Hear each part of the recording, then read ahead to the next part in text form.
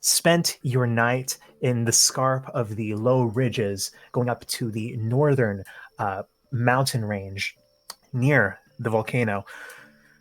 You were assaulted in the dead of night by a mind slayer. But having taken care of him soundly, having awoken, having made camp, you find yourself trudging once more across the plain towards the mountains, towards an area where Nia at least can see this odd undulation. Your footsteps carry here. This is a wide open plain, and as the mist seems, if anything, thinner this morning, there is an echo, kind of a dead, flat echo. It seems to sustain itself in places like this where there is only one surface, one resonator for your breaths and your footsteps to ping across. You walk for about 10 minutes before you notice there is a tiny copse of trees standing by itself, and I mean tiny, probably a dozen or less, just in the middle of this otherwise flat, slowly ascending plain. And as you squint through the haze, you can see about one or two football pitches away another copse of trees like that in the distance.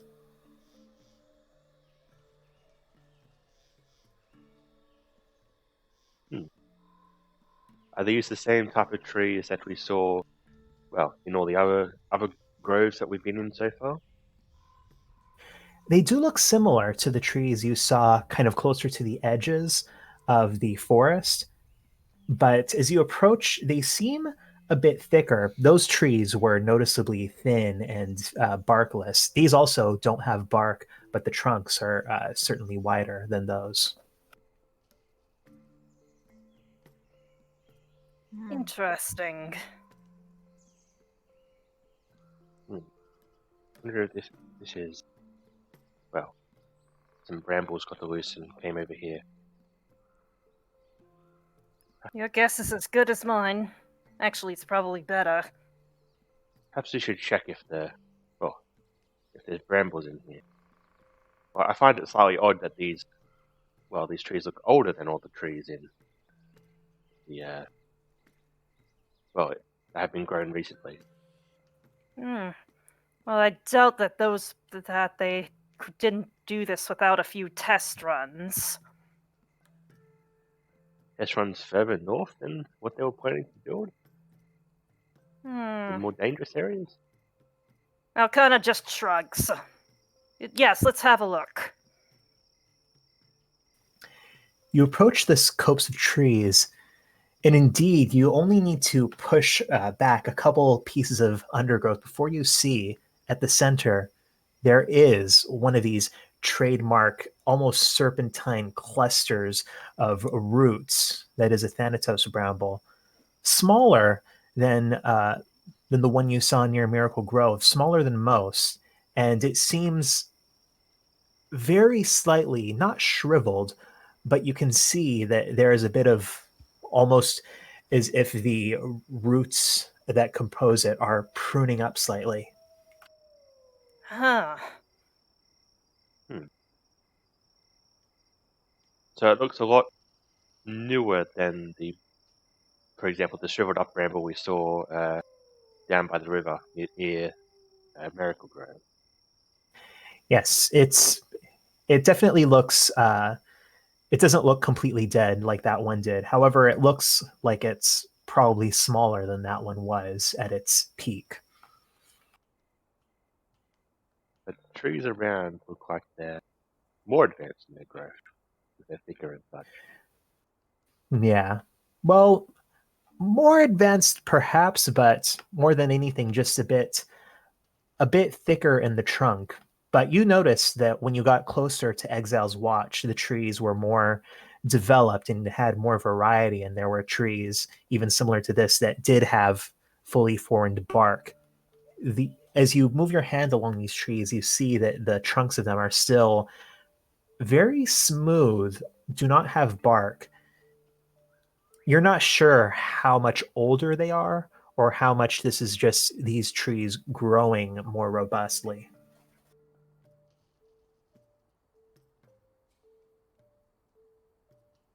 Is there anything?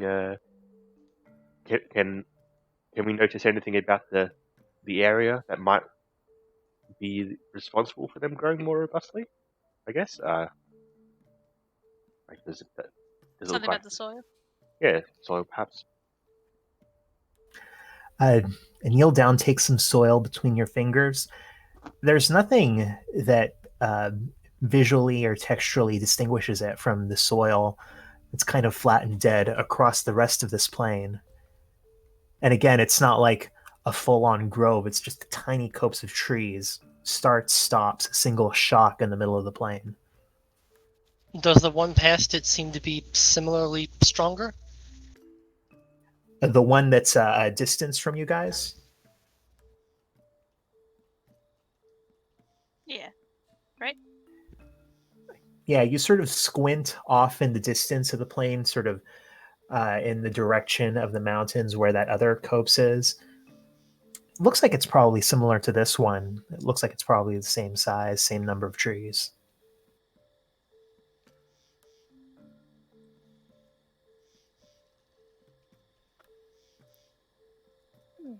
Did I have a look at this with truth or divine sense last time? I don't remember. Wanna take another check? Sure, why not? Specifically looking at the bramble. All right. And what does divine sense let you pick up again?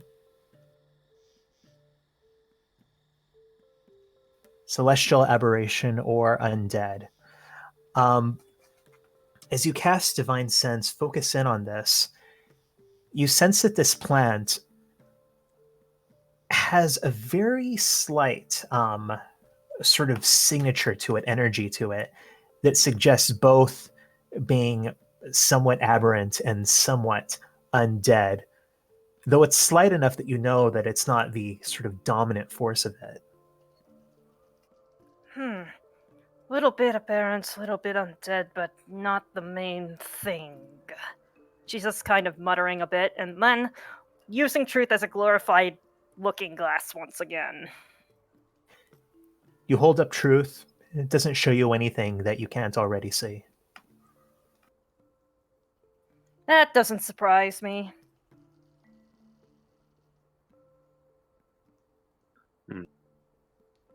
Well, this bramble, it's smaller but more effective.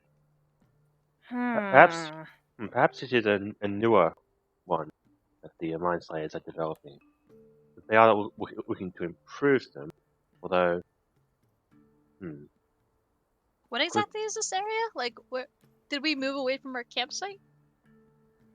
Yeah, he you're said moving towards what you believe is the camp, where you heard very faintly in the distance the sounds of grinding and hammers. Ah, that's right. Okay. Trying to make them more efficient, perhaps. Are there any signs that this is the self-sustaining Holy Grail one that they were looking to make? Like does it look like another bramble is budding off this bramble if you look closely or something? No, you don't see anything that seems to suggest that. And indeed, as you and Dawn faced off briefly against the prime bloom, that it does not seem to have anything in common with that. Huh.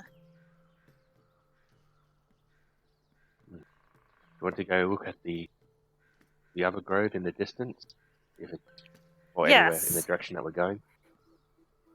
Well, we were heading in that direction anyway, might as well have a look. Yeah, this one seems rather well searched, I suppose.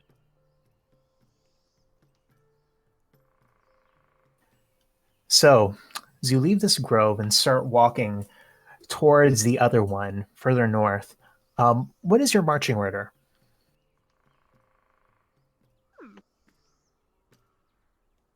I guess Nitrix is going first, since he's the one who rolls the travel dice and such, or the navigation dice. I suppose Yeah. Alcana could follow shortly after him. I'll be third. Yeah, Don can be on Nia's shoulder third, or Yeah. with the priest there. I don't. Either works for me. All right. Wherever Nia So is, I am. yeah, okay. Natrix, Alcana, Neodon, and Kushim. Sure. So as you are walking, navigating your way across this empty plain, Natrix, as you step forward, you feel the ground seeming to sink slightly lower below your feet than you're expecting to. And then your vision just goes white. Alcana and Natrix, I need you both to make dexterity saving throws. Oh no! Oh, what? Get +2. +2! Ah, terrible as per usual. All right. Natrix, you dive to the side, but Alcana, seeing just this flash, your vision going for a second, you are blown off your feet. Alcana, you take 27 points of damage, and Natrix, you take 13 points of damage as you look back and see there's just this crater in the ground in front of you that you seem to accidentally trigger Natrix. You can Whoa! Yeah, Sweet all Sarah, five of you can what's kind of that? hear the echo of this blast that just completely blew Alcana off her feet. Okada, you alright? I'll be fine. God, What what the- the hell was that? Is that a lead? Was that a bomb of some kind? Nitrix quickly looks around to see if there's any indication that someone is imminently attacking, using that as a start off. You look around, survey the horizon. I'll let you roll a perception check. You feel fairly confident that no one's approaching you. You don't hear any crossbows being loaded. You don't see anything approaching. It seems like you just triggered this mine all on its own. Well, apparently we need to watch for that now. Yeah, I was going to say Nia might take out the spyglass and try to see if she can find any indication of others in the ground somewhere around them. All right. Nia, go ahead and roll a perception with advantage.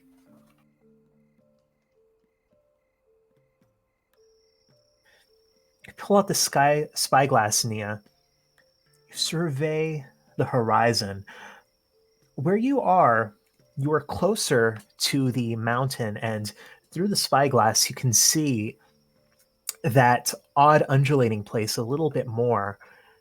And if you had to guess, you would call it what almost looks like a netting with bits of like mud and rock that have been sort of embedded into it that is hiding something underneath. But as you survey the ground, flat ground between there and the point where you guys are,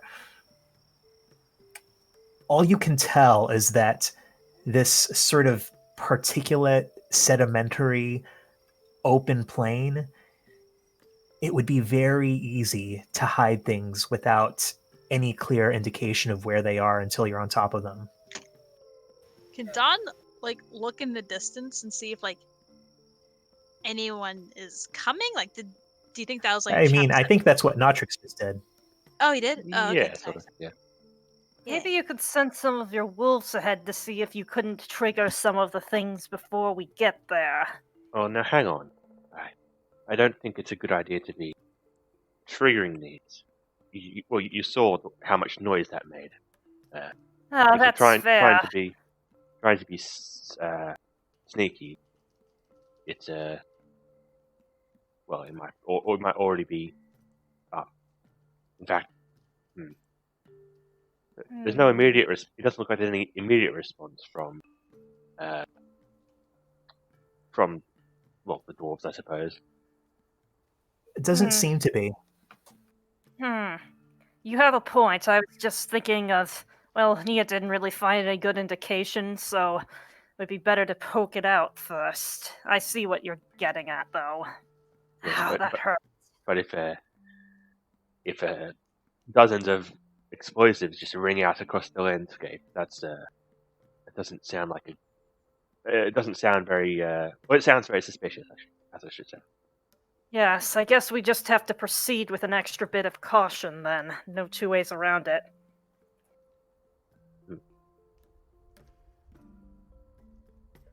I assume it's the Dwarven mining operation that's put this kind of thing here. They're the kind of people who would have access to gunpowder. I'm pretty sure that would have laid most people around these parts.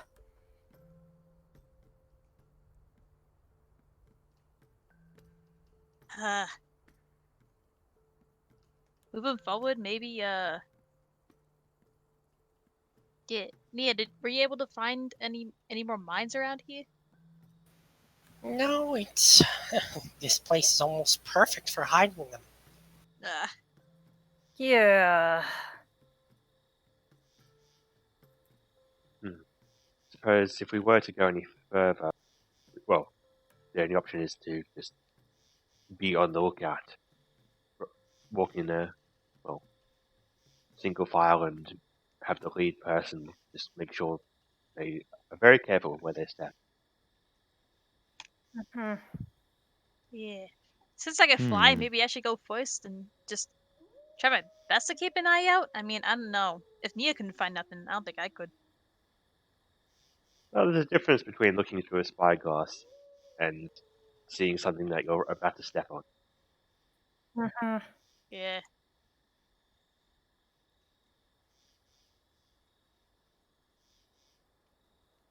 I guess we can start moving single file then. Yeah. Is there anything left of the mine that exploded? Kushin, you sort of approach the crater, and what you can see is there seem to be chunks of wood and banded, seemingly curved hunks of metal. As far as you can put together, there was some kind of a wood and metal container containing some kind of an explosive just under the surface. Do any of our Wushanko party members, and by that I mean the three, recognized as gunpowder, maybe?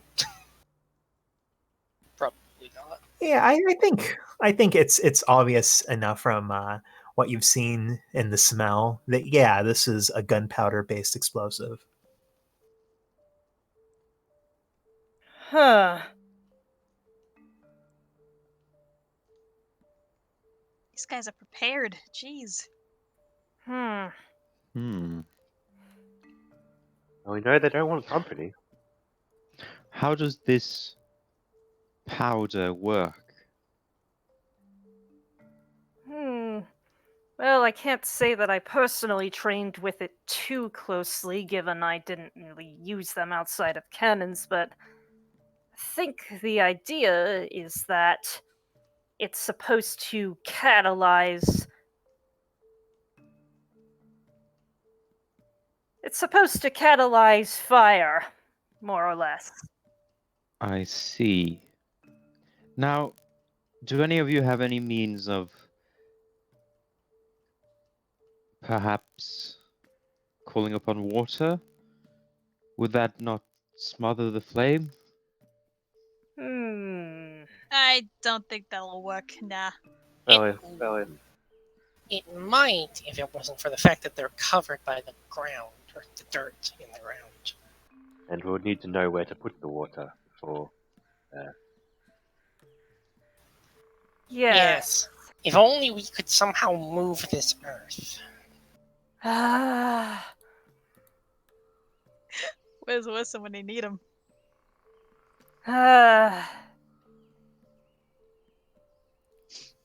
So are you guys continuing on to the next copse of trees?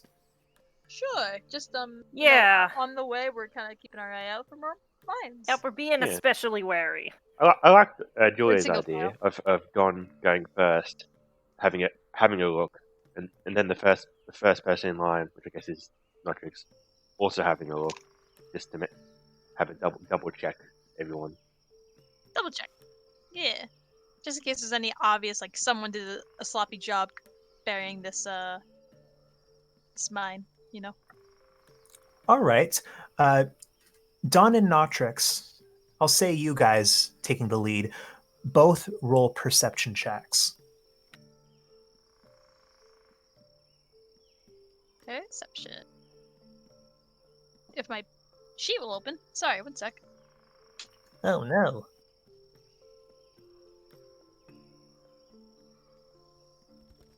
Sorry. Alright, perception? Yeah. Yeah, there we go. Ah, Yeah. You both scan the ground before you, not seeing any sign of any sort of incendiary devices left here. I'd like everyone to go ahead and roll a d8. Well, everyone but Dawn. okay.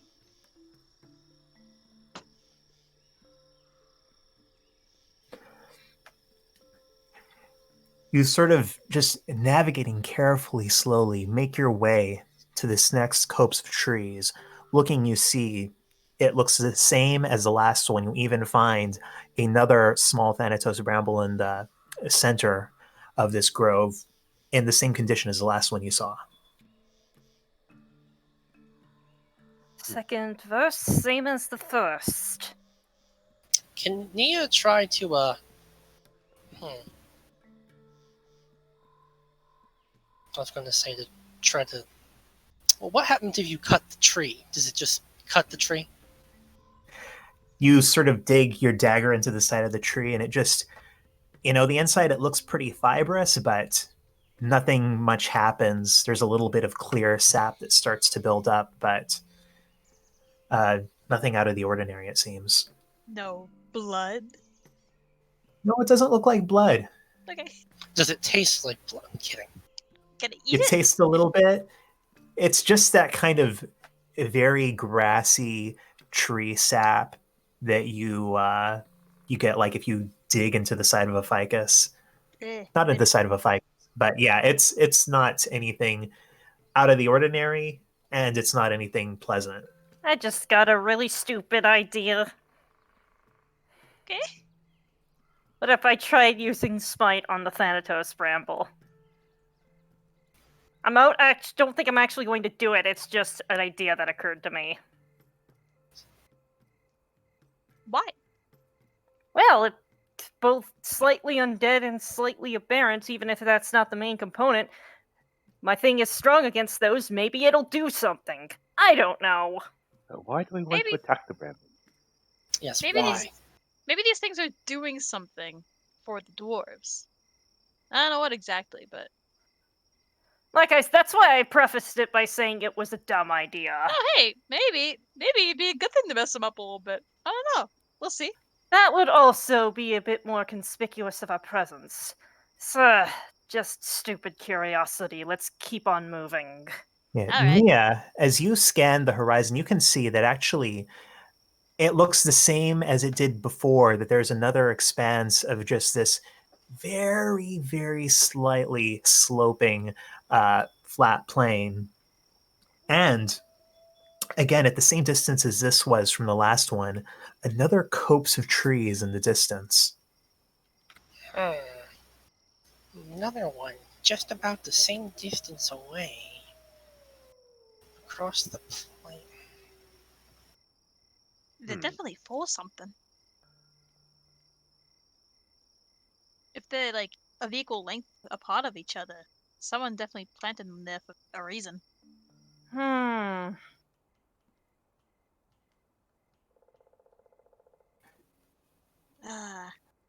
are they planted in approximately a straight line or some kind of arc?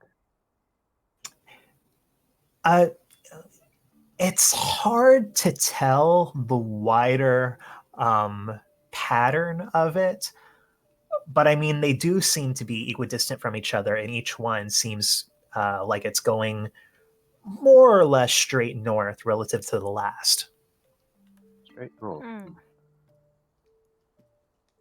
Maybe they're trying a new planting strategy rather than having it just be one bramble. They're trying to space it out a little bit more and then have something to close in the gaps. Yeah. Alcana just shrugs. Brambles usually aren't planted by people. Yeah. I don't know if anyone mentioned it, but it's actually the vultures that spread the seeds. But you don't think a person can do it? Oh, a person could do it, I suppose, but it's not. I don't think it would be as efficient, I suppose, unless you wanted it in a very specific place. Yeah, but the way these are lined up so perfectly, equidistant, I doubt a vulture could do that. I suppose I don't maybe a bird flying overhead in a straight line could drop multiple in. Well, they're a little finely spaced, though. Well, let's keep an eye out and keep on moving.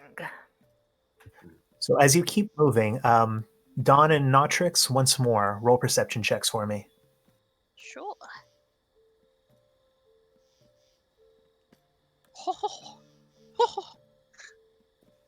Oh, very nice. Dawn, as you are flying along, you actually see it is faint. It is almost imperceptible. But you see that there is a spot on this plane where something just looks a little bit wrong. You sort of call back to the others and advise them to step around it. Everyone but Dawn, go ahead and roll a d12.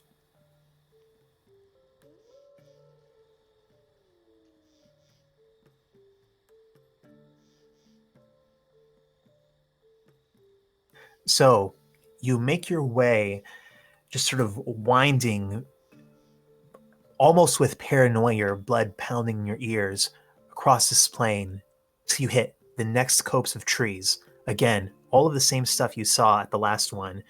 As you look beyond, Nia, you can see another one in the distance. Here you can see that you're starting to see low ridges cutting across the plain, starting to see the start of the foothills as you approach the edge of the mountains.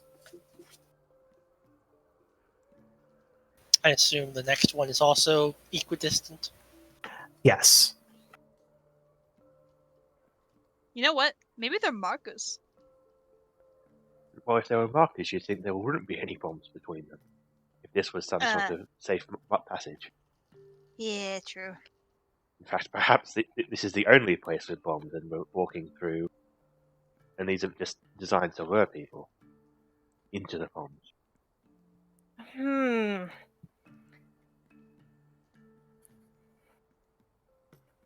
Well, it seems that we're getting closer to the mountains in any case.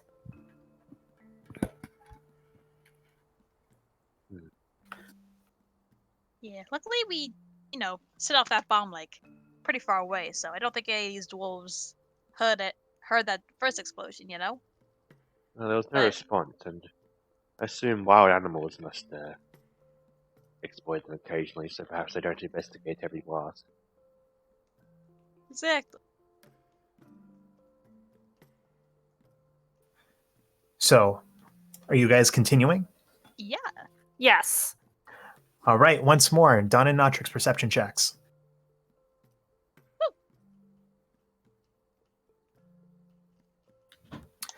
All right, once more, you scan. This time you don't see anything that catches your eye. Everybody roll a d6 for me, please. Everyone but Dawn. I always get ready to do it, and then you remind me. Once more, you manage to wend your way very carefully across this plain. You don't set off any bombs.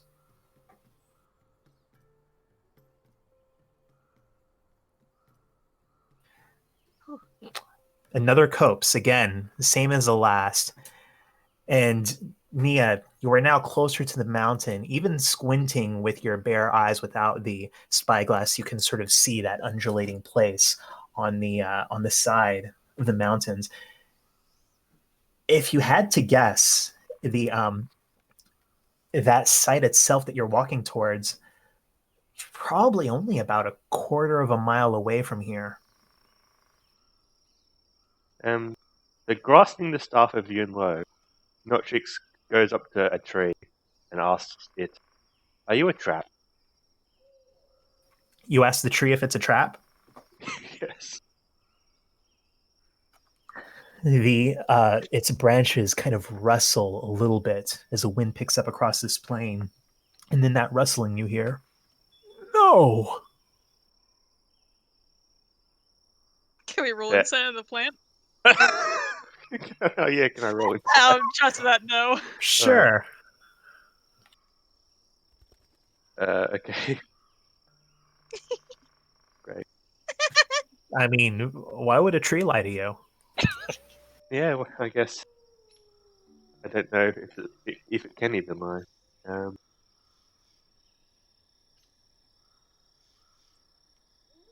Well, the plant says it's not a trap. I don't even know if it would know if it was a trap, even if it was, to be fair. That is a very good point. But I thought I'd ask anyway, just in case it said yes. Plants can be smart. I haven't come across one that is smart yet, but they could be. Do you know if there's any other questions I could ask the plant, perhaps? You could try asking the one in the middle if it knows why it's here. And then throw guesses at it until it says yes. Sure. I guess Notrix walked up to the plant in the middle and asked it, "Do you know why you were planted here?" You're asking the bramble? Yeah, if this one is still alive, yeah. No. It says no. It doesn't know why it was planted here. Can you ask it if it remembers seeing any people? And what did they look like? I don't think you can ask that second part. I can ask a yes or no and then get a clarification using a spell. If it says That's an right. answer that might need clarification, I can get it. Okay, so I asked the bramble, "Have you seen any beings? Sorry, any dwarves? Sorry, no, any beings walk past here recently?" Yes. Are you referring to us or someone? Oh, sorry, other than us, I mean. Yes. If I were to ask you, could you give a good description of them?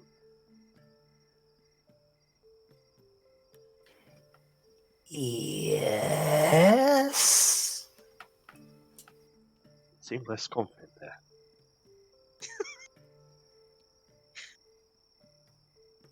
You could just ask, were they short? Shorter than us? Yeah. I'll just start a proper conversation with it. It's very suspicious all these trees in a straight line, and maybe we can find out why by talking to this. So I'll actually cast Speak with Plants to get a proper conversation going. So, can you describe these people that you saw recently?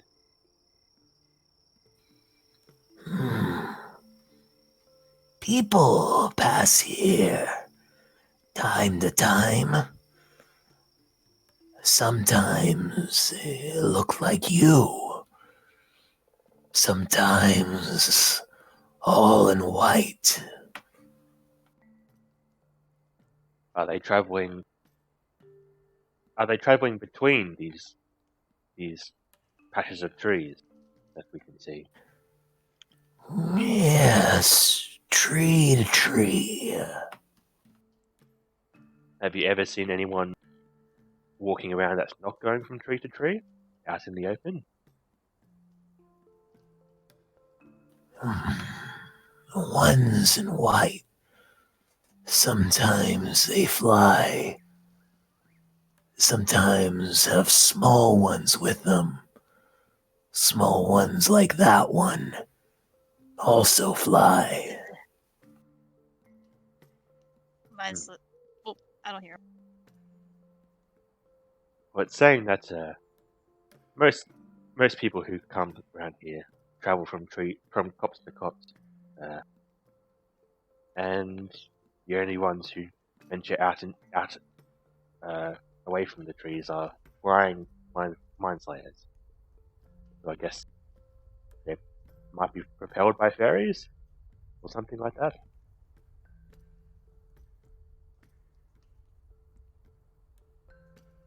Hmm. Interesting. Bryant, have you heard any explosions at all? And except not, other than today. Sometimes.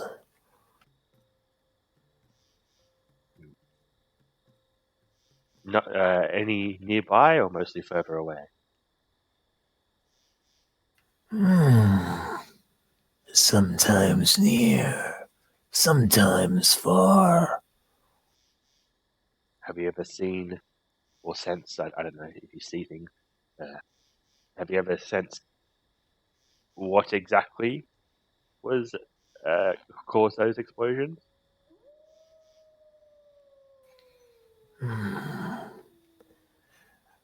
Different ones.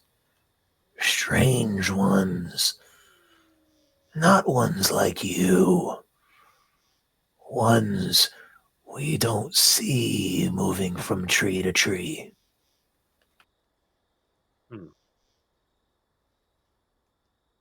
Well, they must be pretty stupid to not just walk in this blatantly placed line of trees.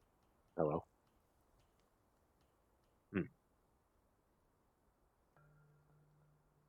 Do you know it? Is it safe to walk between the trees? Do you think? No. Do you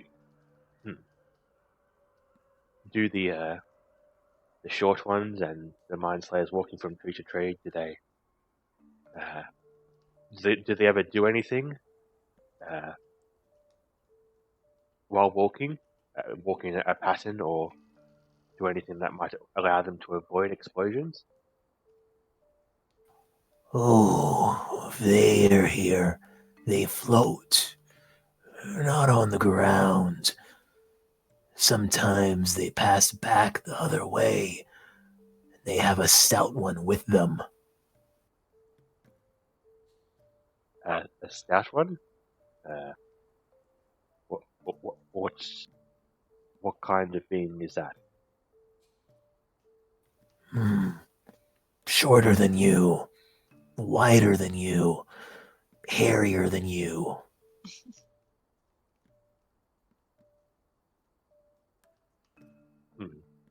It's a door. So it seems that everyone who comes past here just floats. The ones in white. And others, do they also float? No, they move from tree to tree. But they just move in a straight line without any diversions or any particular pattern to their movements. From tree to tree. And do any of them ever cause an explosion? No.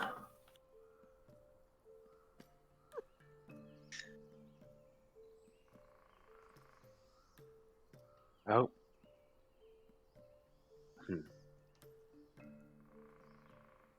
Well, guys, I'm not sure what to ask now. It seems that there's some method to avoid the explosions consistently, but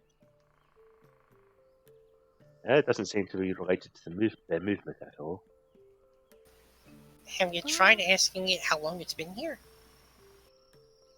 Oh, I suppose I could do that. How long have you been here?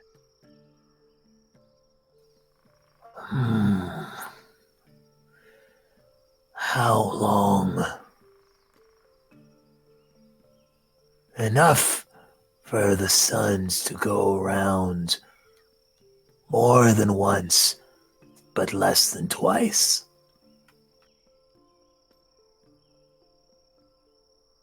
So you've been here just over a day?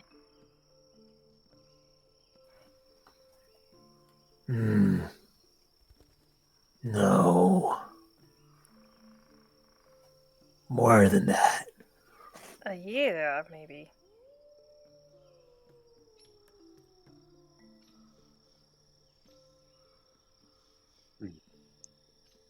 And who were you planted by? Someone a little bit like you. Let's see.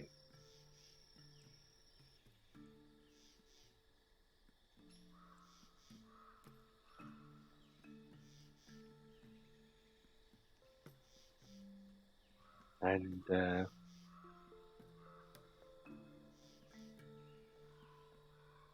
do you know why you're smaller than other brambles of your kind?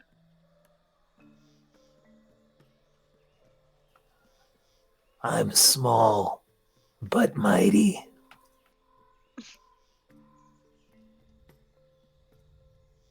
I can see that your grove is very well grown. And you're not so big yourself. I've seen plenty bigger than you. Is that a compliment coming from him? Is there any reason to converse with the plants any longer? Perhaps not. I was just Well, at thinking, least we learned some things. yes. So there's no further questions you would like me to pose to this piece of flora? No, I can't think of anything. So, you guys, are you making the same play again, heading in a straight line towards the next grove? Sure. All right, another Don Notrix perception check.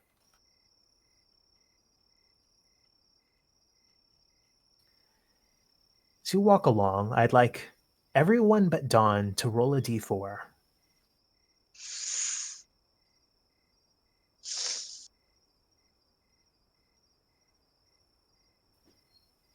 Is Kushim here? Who's she? There he is. You make your way carefully across this plain to the next grove, watching every step. This time, Notrix and Dawn, you feel a little bit less sure of yourself, but you somehow manage to, walking in a straight line, avoid triggering off any more explosives. As you get to this grove, you can see, Nia, that you actually have made some elevations since the last one. You can see one more grove in the distance, and then beyond that, it seems like the mountain starts to rise up far more sharply, and you can see that what you now realize is a very large area on the side that seems to have this, you're not sure if it's a net or a cloth or what, that is very gently gyrating with the breeze. Can we hear anything? As you listen, you can hear the sounds of what seems like metal against metal or metal against stone of some kind of work, and a lot of smaller hits that maybe you couldn't hear from all the way back at the campsite carried on the breeze.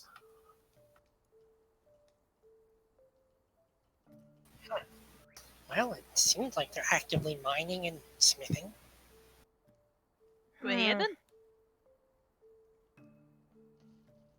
Ugh. There's still no sign of anyone on the surface outside.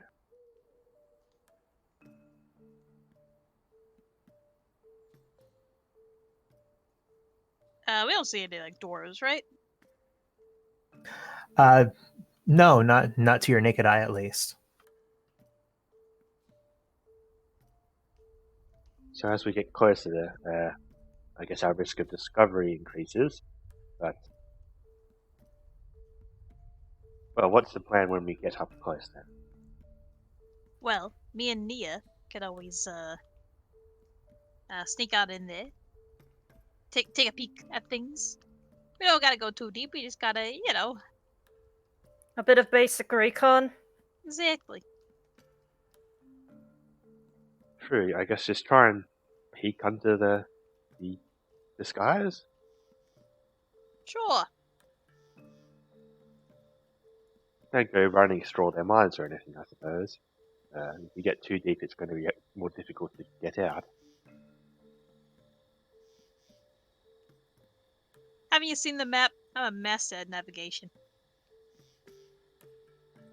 I'm pretty sure I've been doing most of the navigating, but Yeah, but like, look at all my drawings. I've been helping. yes, you've been helpful. You can remember where you've been. Exactly. That's true. It's pretty valuable. Yeah, right. Don looks at Nia like, waiting for, okay, let's go. Well, we need to get to the last grow first, don't we? Oh, yeah. Yes. Oh, All yeah, right. yeah. So you know the drill. Perception checks. Perception. Where is it? Oh, finally some good Damn! Oh, very nice. So both of you guys actually pick out a couple of spots along this path where you can see that the earth seems mounded up, and you actually spot a couple of craters along this empty plain. So it does give you a little bit of trepidation to see that there's now clear signs of mines having been set off. Everyone go ahead and roll a d8 for me. Everyone but Except Don. for Don. Remember that. Imagine having legs in 2020. Don does have legs. Imagine And having winding knees your like way, maybe trying to stay close to the craters where you know things have already been set off, you make your way to the final grove. Woo.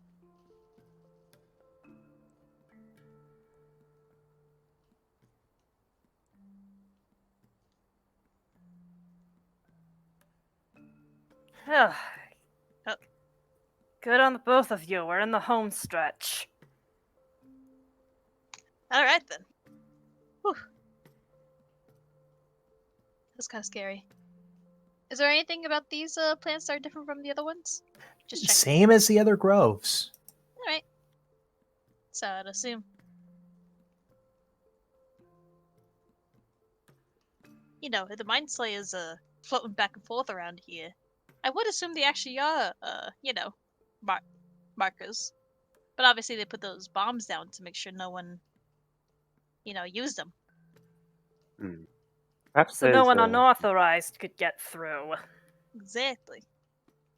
Only floating people could get through. Or people that somehow poof between plants. Yeah, I guess. Either way, if we look forward, do we see anything else, like any kind of path that we could take that'll get us closer or something like that to the mining operation? There's not a clear path. You can, this time all of you can clearly hear the sounds. There is what sounds like some kind of grinding, drilling, hammering. You can all at this point see that there is this, it seems more like a wide line, horizontal, going along the sides of this mountain, which seems to sort of curve further north, the further east that it gets. And all of these sounds are coming from there. There's not a clear path demarcated, but there aren't a lot of obstacles either. It would would not be hard to walk right up to this area of clearly sort of somehow fake rock. Okay, it's just you know, all this noise. It's not like just on the other side of like this blanket, is it? It's, I mean, you're not completely sure, but it seems to be coming from that direction. Okay. Uh, in that case, should Nia and Don go ahead and take a peek? Because getting close to that rocky cloth feels like, you know, we might encounter someone if we're not careful.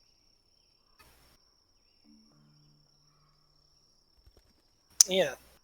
To Yeah. that end, maybe Dawn should use Pass Without Trace. Hell yeah. I do have a question. With Pass Without Trace, would you say, Ron, that it says each creature within 30 feet? Do they Mhm. have to be like? I guess my question is, can Notrix cast it on them and then have them walk away, or does them going away from Notrix cause that to fade by the wording? Yeah, it's within 30 feet of you for the duration, so you kind of have to stay within 30 feet of the caster. Okay, so I was just wondering if Don could say That'll have to. spell slots, but yeah. Yeah. Thanks, Ben. That was a good try. Hey, if things go terribly wrong, I can always turn you invisible. Remember, you can turn two people invisible. I can. All right, so Don and Nia, Don, you cast Pass Without Trace, and the two of you begin kind of stalking across this plane. Since you are kind of wide out in the open, I'm going to say both of you roll stealth with disadvantage, but you still get the plus 10 for Pass Without Trace. 20. 24. Right, you manage to sort of staying low. There's barely anything to hide behind, but somehow you manage to sort of dart across furtively across this plane to where you approach. What you see is this vast net. It has been ingrained with bits of mud, with boulders caught up in it. You see that the net itself is not actually cloth like you thought it was, but it seems to be actually made of these twisted cables that are strong enough to keep it. What looks like it's covering a distance of about 50 feet on the lower scarps of the mountain, but you can see through it. There are signs of sparks. There are signs, if you this time hear footsteps, you can see dwarves moving across, and you can see what seems to be this elevated railway that they are working on, and what seem to be pylons underneath this shaded tarp. It almost looks like they're building a station for this tram that they are in the process of building. What's that railway they were talking about? It must be a station for the tram that they're building up here. Is there anything? Sorry? I said, I assume we're talking psychically, by the way. Yeah, in our brains. I was also gonna ask. Ooh, hell yeah. I was also gonna ask. Is there anything unusual about them? Like, are they using any sort of weird magics to work? In their like utilities to work, or are they accompanied by any weird races or something like that? Like any As you crouch down, as far as you can see, there are a couple of what look like steam-powered implements involved in sort of drilling away some of this rock. It seems as if they've just made a long scoop all through the bottom of the mountains, kind of tracing along the edge of them, and have just used this odd netting to conceal the fact that they've managed to blast a big chunk of the lower scarp away. But it's all just, it's dwarven tech. It's more advanced than most of the things that you have come across, but there's not anything unusual. They don't have, giant elementals pushing these trams or anything. There aren't, mind slayers here doing anything for them. It's just dwarves, regular dwarves, soot faced, working, going back and forth. All right. Do you think this railroad is for like trade town with Eldegrim? It could be. I'm just trying to think of. Sorry. I don't really understand much about the dwarves and their railways as much as I understand their language, but I do know it's how they generally transport things across Misthalin and Asgardia. It's just weird that they would want to build one up here. I mean, what is the transport? A lot of things if you're going to start a society up here. Yeah. Yeah, I guess it is mostly for trade with the town. But also, do you think they're trying to get the railroad through the volcano? Does it look like the railroad would be coming from any particular direction, or can we not tell that? Both you guys roll perception checks if you wish. Oh, sorry, saw the Spanish. But 23. Oh yeah, that would be a 23. Let's see.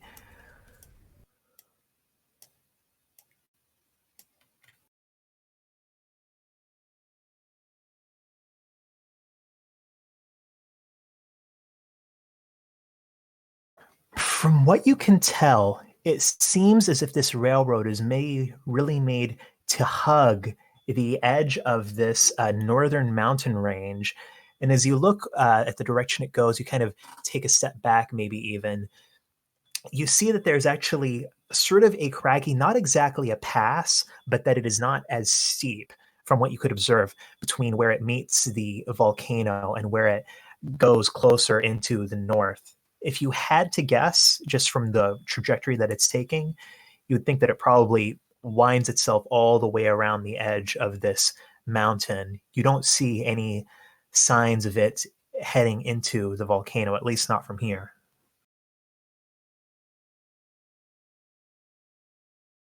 So, wait, it looks like it goes up and around the mountain? Yeah, it seems like from where you are, it probably seems to head east and then north. Like all the way around, like No, just around curving around the side of it. this. Okay. See that there's this mountain here? It seems to be built all the way around like the scarps of this mountain. So from where you are, it looks like it heads east and then north, if you had to guess from the way it's built here. Where it goes when it goes past the mountain into the north, you're not sure. All right. Huh. Every dwarf that's down here is working on this rail station. As far as you can see.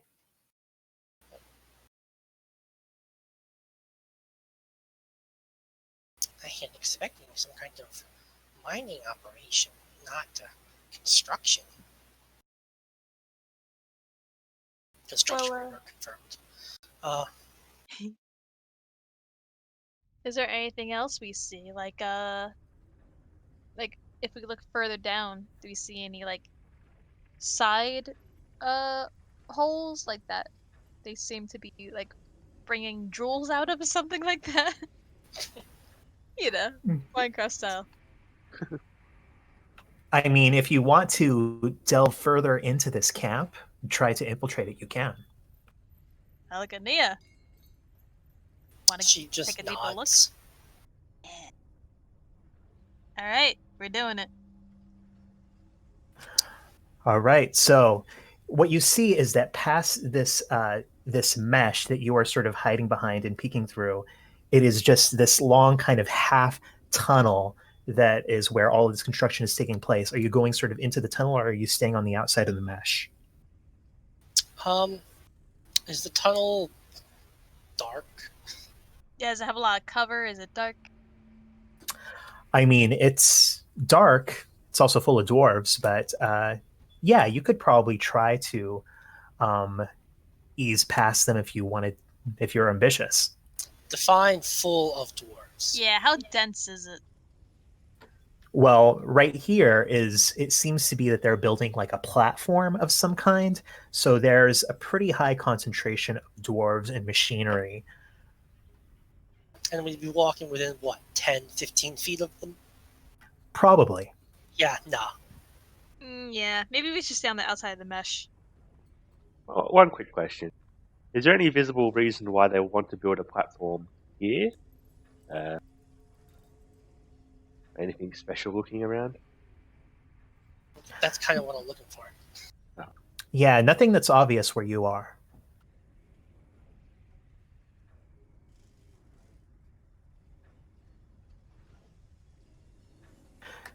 So, as you guys keep sort of easing around the edge of this mesh, go ahead, you guys, and both make another set of stealth checks.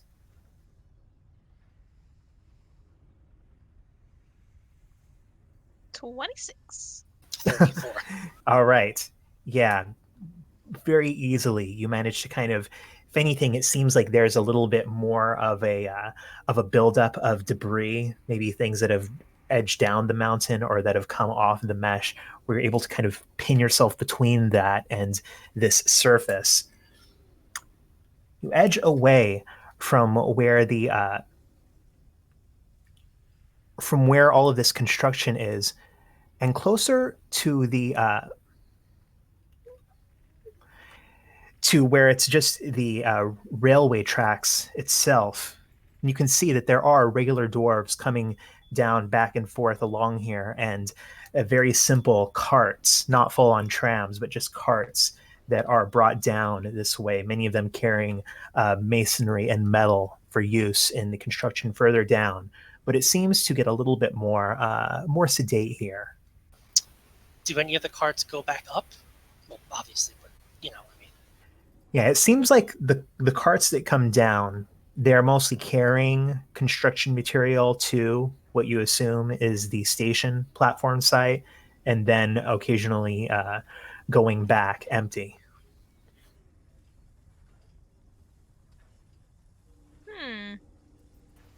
Are there any... Stupid question. Are there any dwarves with these carts? Or do they, just somehow moving by themselves?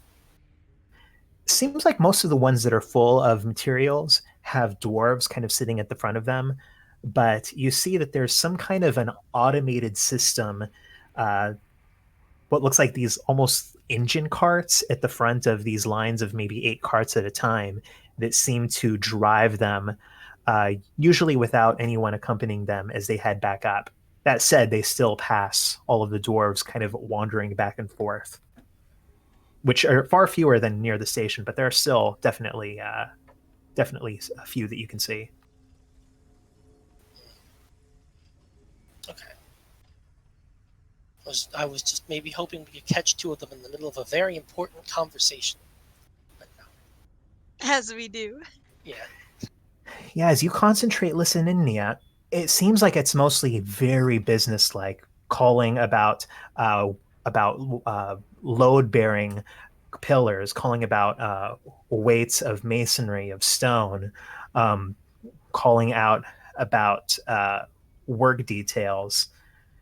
It seems like this is very much rank and file, the laborers. Should we keep going a little further up? Or... Yeah, that's... Okay. So you guys continue on, easing your way along this mesh. Meanwhile, everyone else, what are you guys doing as you are just hanging out in this copse of trees? Well, what is there to do? I suppose we'd be keeping an eye out for anyone approaching, making sure we don't get jumped. Yeah, I guess we're in the trees. We've already spoken to the trees, really. Yeah. As you were hanging out here, there's suddenly a rustle above you in the boughs, and you look up. You see a desk raptor, Nautrix.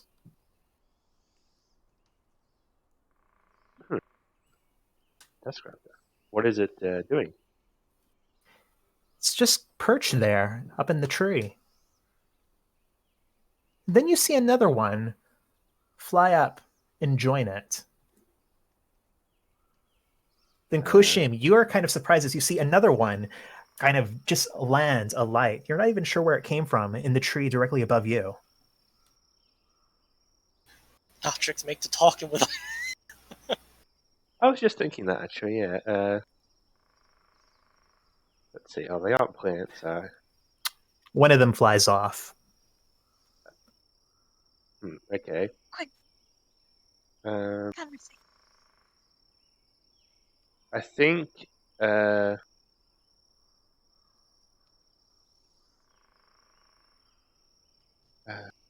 Should I stop it from flying off? Do you think, anyone?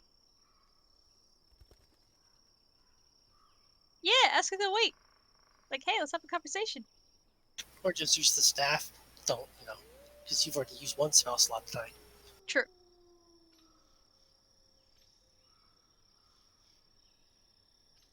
Well, I was thinking a bit more of hostile action.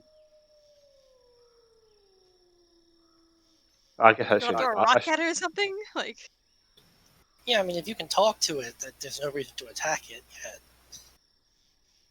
Okay, I guess Notrix yell with the staff of Yinlo calls after the flying one.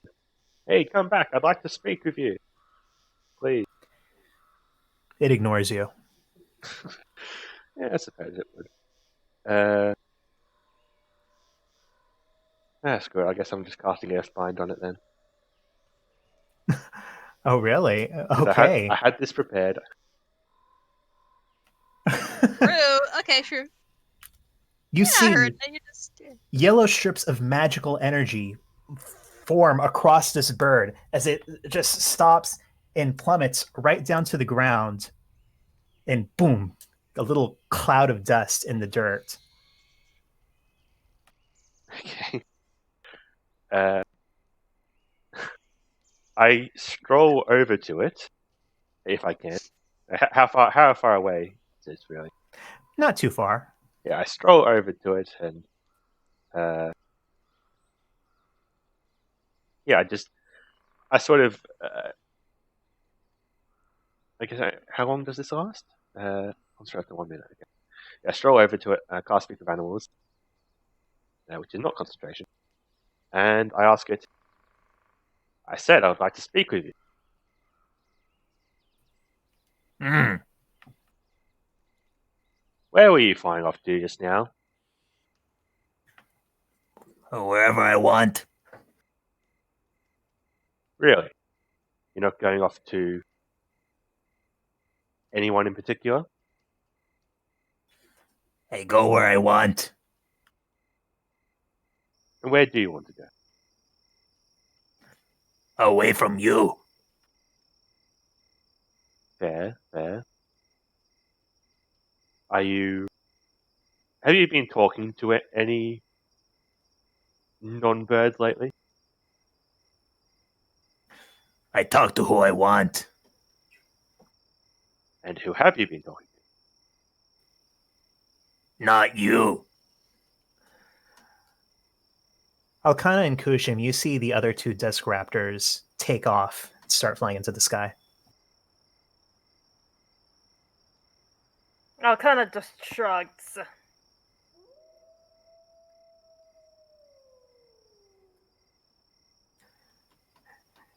Notrix, you're talking to an ornery bird.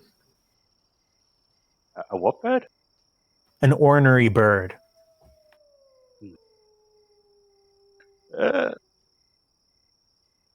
I guess can I roll an insight check on it? I suppose. See if it's telling the truth. Sure. Is it feigning just apathy about everything, or is it actually planning on going somewhere?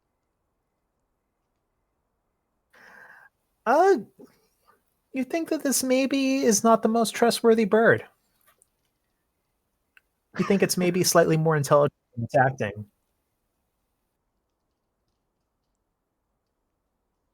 Okay. Listen here, mate. I think you're lying to me. I tell you no lies. I go where I want. Where I want is away from you. Where you want to go is away from me, is it? Away from you. What if, could I interest you in some food? Would you like to stay and have some lunch with us?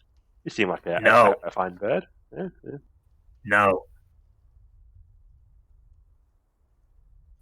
You eat stinky food. Well, what do you like to eat then? Nothing you have. Well, you don't know what we have. Mmm. I can smell. You smell bad. Don't want anything you have. Wow. You're one rude bird. Mmm.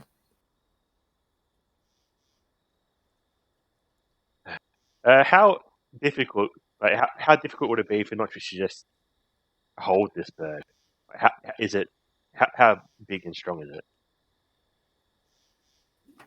I mean, it's definitely larger than the average bird. It's not like a pigeon. It's probably closer in size to, say, a vulture. But I'd say, we could make a contested strength check.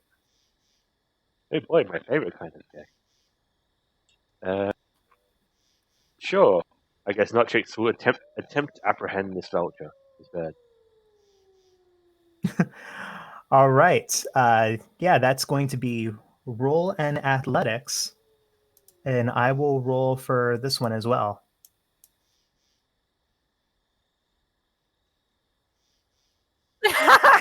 Yeah, you managed to just kind of put your arms around it and sort of half tackle this bird down, bring it back with you to the copse of trees. I've captured this bird. Let me go. Let me go. What do you Let me want to go. do with it? Let me go. Well, I suspect that it is an informant. So, any luck? It steadfastly refuses to answer any question. If only John were here. Well, it doesn't have any teeth. I mean, I could hold him down if you wanted me to. That's probably a better idea. I'm not very good at holding things. Alcana, you're going to try to hold him down? Yes, I'm going to try to hold the bird down. All right, make an athletics check. Why? I mean, technically, One is supposed to always be a failure, though. well, can we say that Notrix would have been helping as he passed the bird? Because he would have Not also sure if- had hold of it until she had a grasp on it. I'm not sure if Notrix help really means so much in something like this. Wow. I'm going to say, let's re-roll that, okay? Roll another athletics and I'll roll another one. Okay. All right. There we are. Yeah, Alcana, no problem. You just grab this bird under one meaty arm.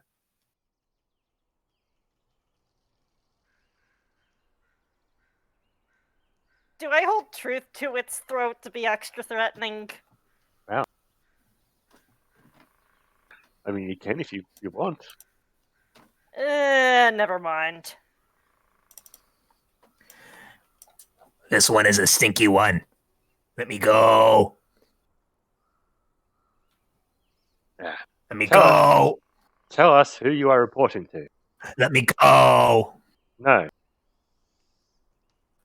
Let me go. No. Let me go. No. Let me go. No. Let me go.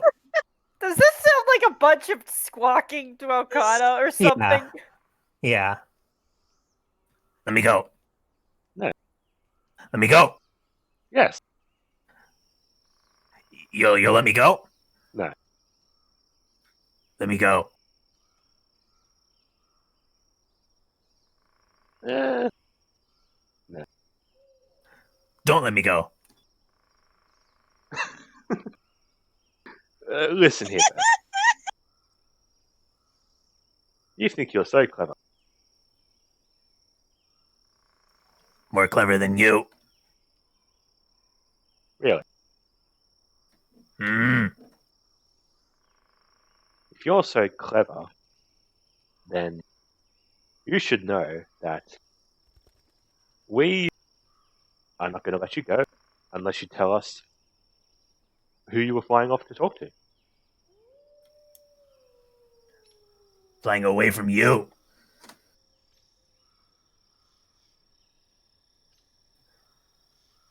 Yeah, this bird seems pretty intractable. Indeed. All right, meanwhile, okay, Nia and Don, you're moving along. Both of you make another stealth check. How? +10. All right. Yeah. Once more, you are undetected. Make your way further along this mesh, and you can see now a place where the mountain actually seems to not exactly divide, but you can see that there is a sheer cliff face sort of jutting out of the side of it at a 90-degree angle. And this mesh itself kind of becomes a little bit more complex, a little bit more at a little bit more of a shallow angle to compensate for this. And as you edge along, you can see that there's actually seems to be almost like a diversion point, a place where the railroad tracks kind of divide, and where you can see that several carts are just along these spare tracks, sort of in storage along this place that's kind of chiseled more deeply into the mountain. You can't see the end of that particular line. However, the other one, the main line, seems to continue to curve around the edge of it.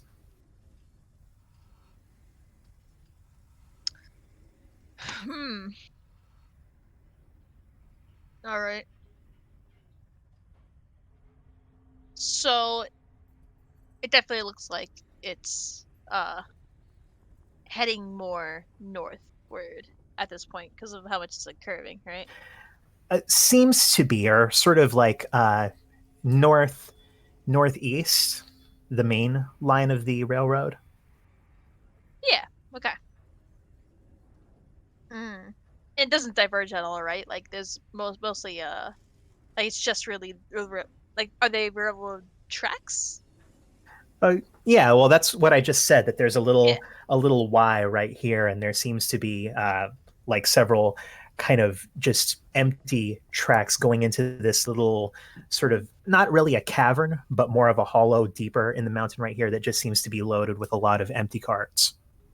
Empty carts. Okay. Is there anybody in there? It's like, you know, if you go into Keldegrim from the Grand Exchange, and then there are all of those lines next to you that are just full of empty carts. It's that kind of a thing. Yeah. Okay. Okay. Are there any dwarves in there at all, or? Yeah, there are dwarves in this whole place.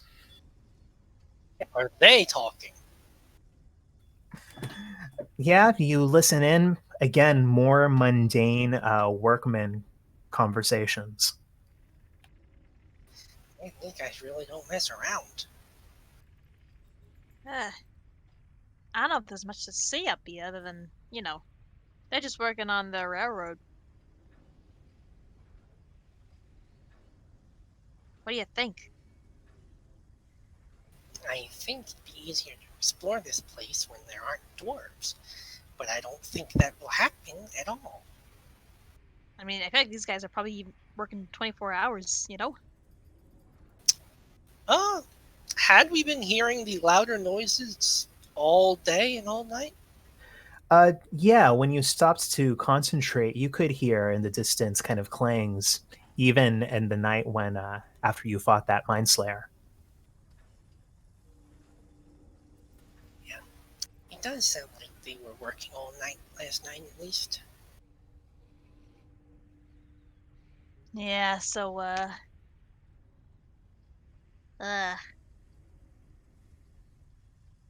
if only you could get a peek in those. I wonder what they're mining.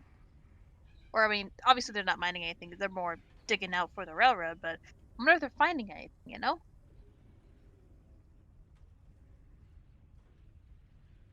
I'm more curious where the railroad goes, or comes from. Yeah. How far north do you think it goes? Why do you think they want to go all the way up there? Do you think the Zamarakian town's gonna expand that far north? Does it go as far north as we can see? I mean, you guys have just kind of been edging along the side of the mountain, so you don't know exactly where it goes. You can only see where this mesh continues, and that mesh seems to go all the way in a horizontal line along the bottom edge of this northern mountain range. I suspect, even if it does go around the mountain or turn towards the volcano, we'd be gone quite a while before we were able to see that. Yeah. We're probably reaching about the halfway point for that spell, so Yeah, you think we should head back? and you think we can do this without that help? I could always cast it again. Don't you only use so much magic every day? Let's see. I think. Well, here's the thing. I could. Here's the thing. If I cast it again, I'd only be able to make one of us invisible. Or I could not cast it and then make both of us invisible. You know? I don't think we'll need that, but I say we should just head back. Yeah, we can just head back. Because, I mean, part of me thinks we're gonna see the same exact thing moving forward.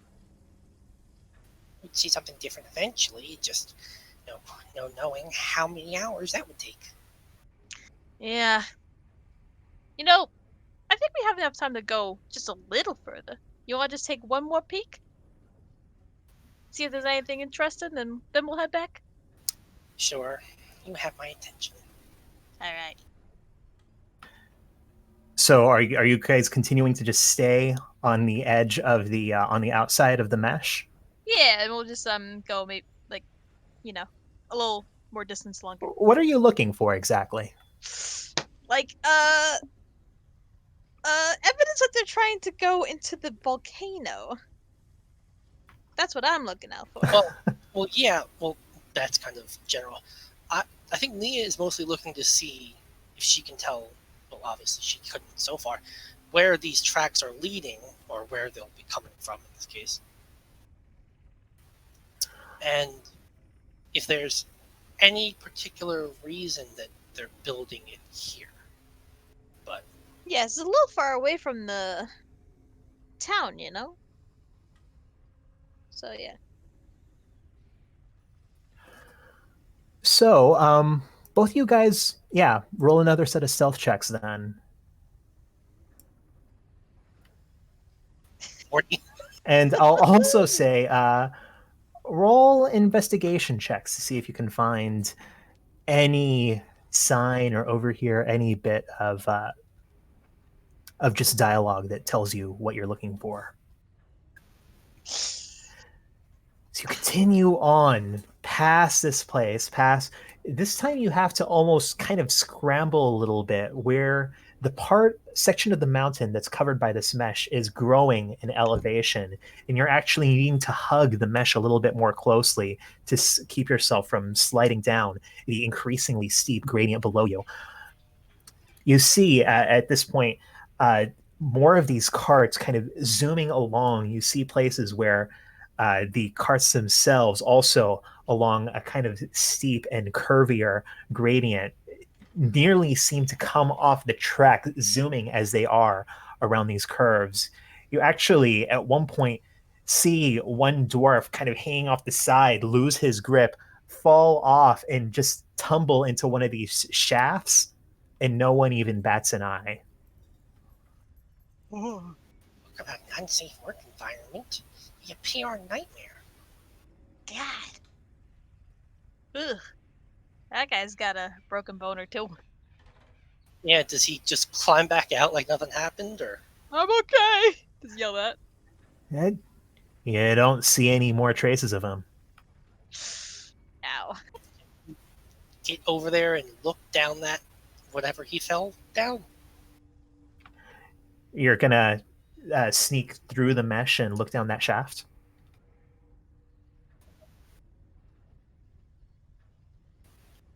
Maybe? That guy's gone. It's not worth it. Unless you wanna.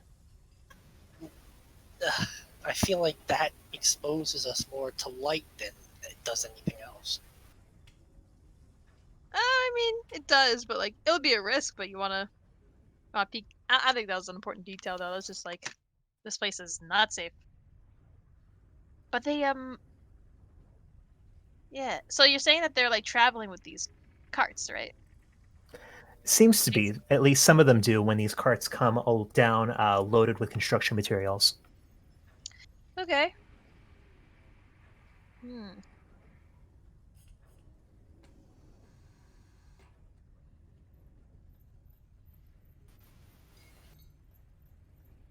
Yeah, I think we should just head back.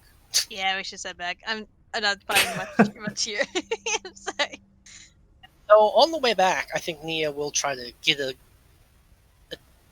not an estimate, I guess a guess for how close to finished this place is.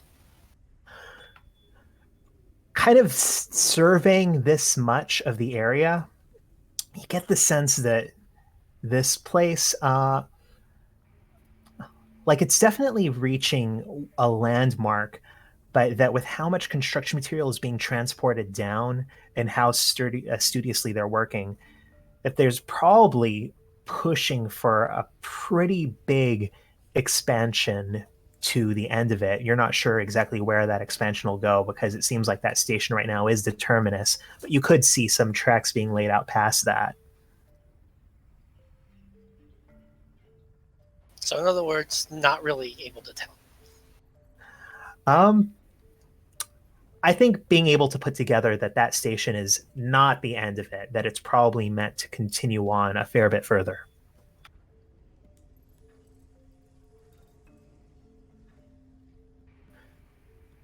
Yeah, it's Do we have any?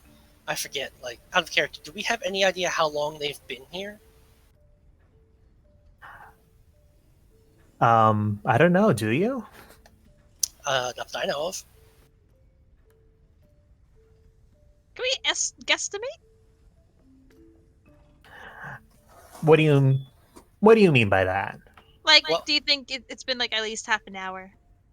Oh, mean- how long you've been here? No, that's not what I meant. Oh, I think means how long have the dwarves been constructing this?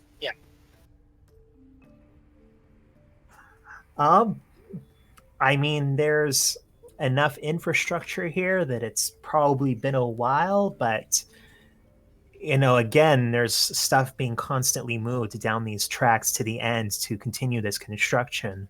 So it's difficult to say without knowing exactly how long this track is or where it originates. Yeah, Nia just shrugs. Come on, let's go. all right. Let's get out of here. So it's been about 45 minutes that you guys spent to get to this point. So as you come back, your pass without trace is going to run out. Okay. Although, will we still be in the mesh area? Like, what when it runs up? Probably, yeah. Well, on the tail end, though, right? Yeah. Do we risk it? Or do I cast another spell? Well, it would be really, really, really stupid to go through all that and then get caught now. Yeah, let's just cast the spell. Cast and pass without trace one more time. All right. Okay, then both of you guys make your stealth checks. Yeah.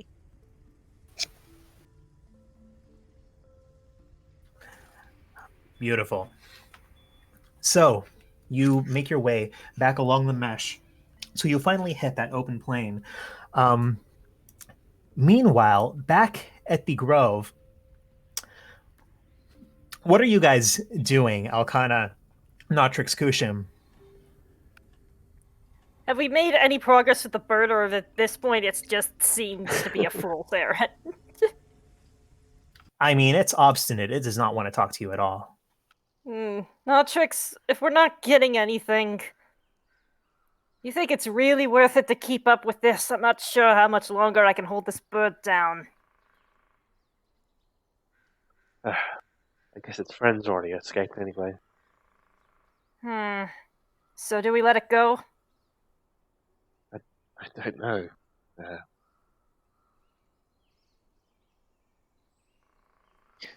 Does the bird understand our speech? I don't think so. I think I need to translate for you if you want to just ask it anything.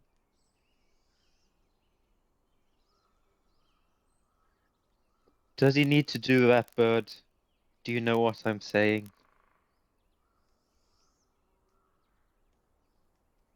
Kushim just looks at the bird. The bird fixes a beady eye on you. And it squawks, which Notrix you hear is, let me go. Actually, how long does Speak with Animals last? An hour. Oh, or no, it's 10 minutes. So by this time, I think the spell would have faded.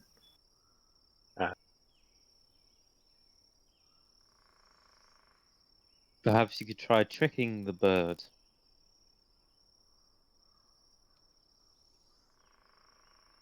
I don't know how to trick a bird. I'm not exactly good at tricking people normally. Well, I think some birds are attracted to shiny things and things of that nature. I'm no bird expert, so I can't tell you if that'd help or not. Yeah, Sea life I'm a bit better with. Birds, no. this bird didn't seem too interested in bribery. It was just. I don't think it's intelligent enough really to know. It's not intelligent enough to really think for itself, it seems. Perhaps you could convince it that it is in its best interests to. Wait, what are we trying to gain from this bird again? Trying to find out who its informant is and where it was going to go, if it has one. Oh, yes. I just asked it I asked it earlier if it was going to, well, report to someone, and it was really shifty, basically. I guess it doesn't mean anything, but now there is something I have learned from some of the higher members of the clergy. It's apparently a very effective technique. Have you heard of reverse psychology? I've vaguely heard of such a thing. go on. Well, perhaps you could trick the bird into giving you the information you seek by making it think that. Okay, I'm not sure how to explain the concept in character.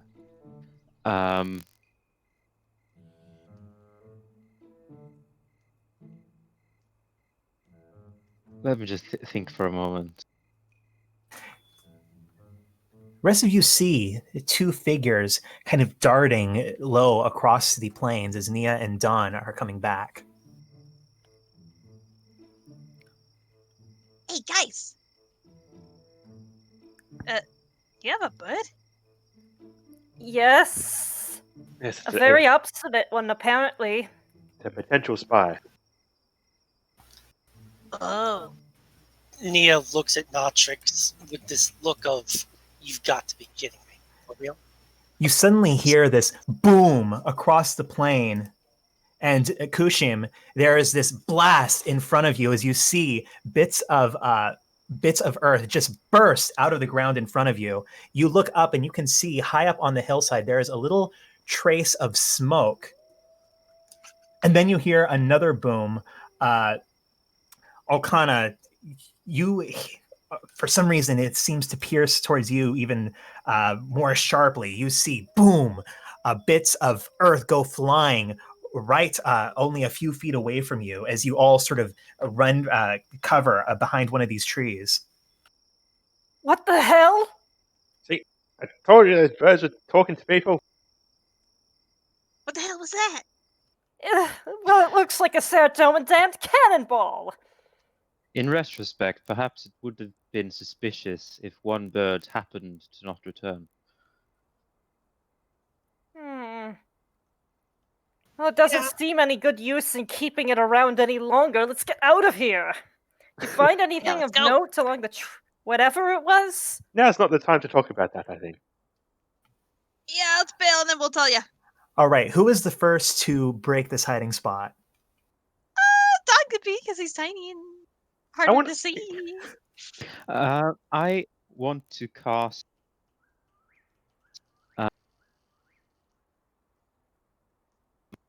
Okay, I want to cast Sanctuary on 4 different people using all my level 1 spell slots. That's not a concentration spell? No, it is not. It Oh, is wow. not. So it means they have to make a saving throw if they want to target the creature with the spell on them. So I want to use all my level 1 spell slots for them to, cast this on 4 of us. So who requires protection? Don gets hurt easily. Yeah, probably not. Although, I don't know if he gets resistance against cannonballs because he's so small. Alcana can cast Sanctuary also on herself. If that's the plan. Go for it. Hell yeah, okay. So I think Okay. all of us are covered. All right, so everyone has Sanctuary on them. You dash out Dawn in the front, followed by who behind Dawn? Nia should probably go last, and she'll probably end up ahead of y'all anyway. So All right, so Dawn, then what? Natrix, Alkana, Kushim, Nia? Yeah. Can I sort of just grab the bird, by the way? Alkana still has the bird? I guess I never said she let it go. All right, so let me make 5 wisdom saving throws.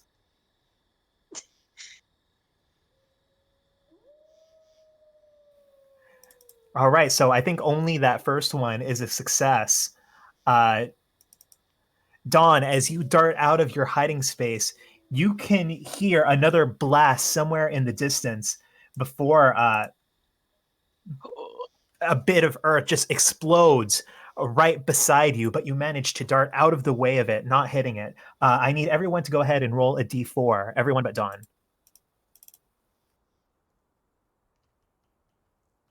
Oh dear. So I said it was Dawn, Natrix, Alkana, Kushim, Nia. Yeah. All right. I need Natrix and Kushim to make dexterity saving throws, and I need Alkana to make 2 dexterity saving throws. Ugh! Both of those were terrible. Oh, +2. Yeah, go play.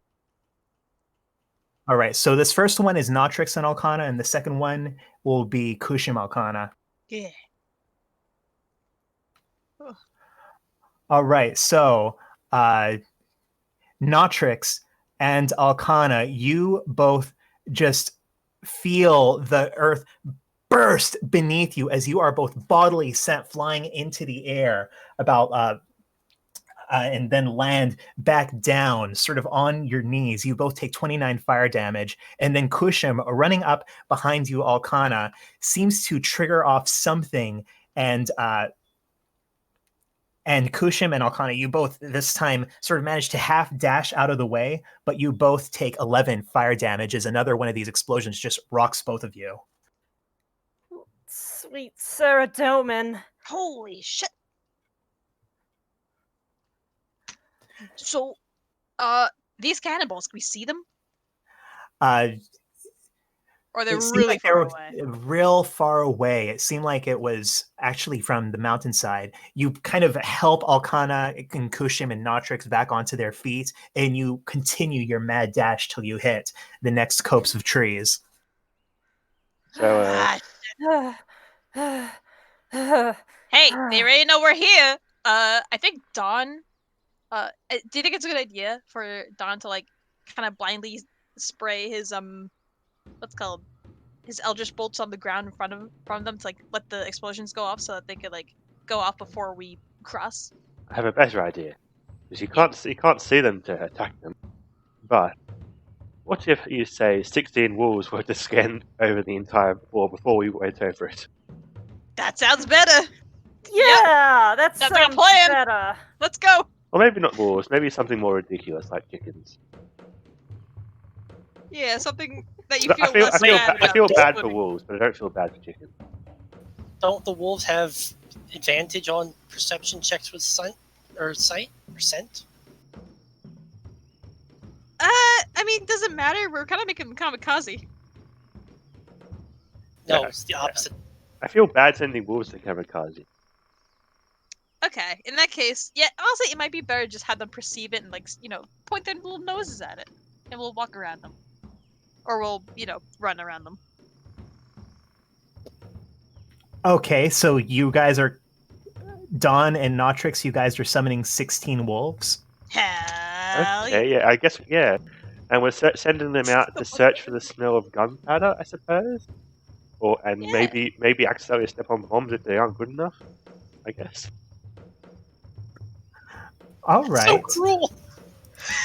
Yeah, you send out these wolves in front of you just to scan out in front of this path you're going to take. One of you guys roll 16d4 for me. Do you want me to do it, Don? Oh, you do it? Sure, go for it.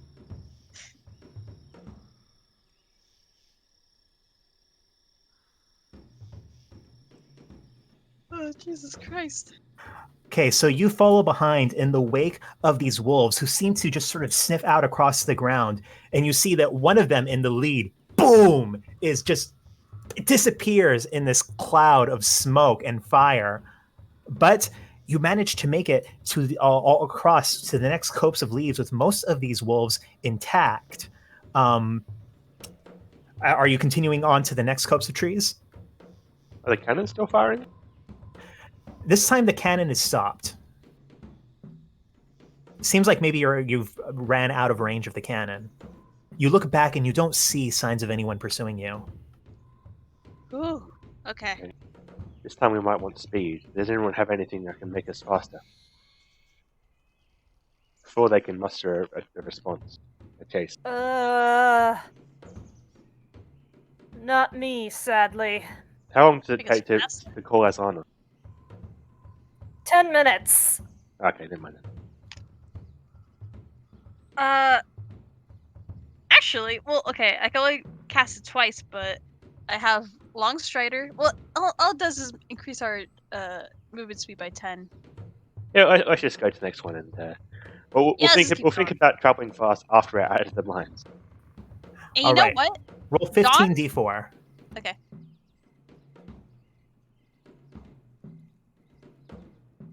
You want to do that, by the way? Oh, Oh. Oh. As you are falling on in the wakes of these wolves, you see the wolves start to dash a little bit more erratically. Boom! 2 of these wolves just disappear into stardust as their spirit forms dissuade. The one at the front, boom, is gone. 3 more, boom! By the time you get to the next copse, you are down 7 wolves, so you are down to 8 wolves. Sorry, guys. Keep going. I'm sure they're just happy to help. I'm sure they All right, someone roll 8d4. I guess I'll keep doing it. Why not?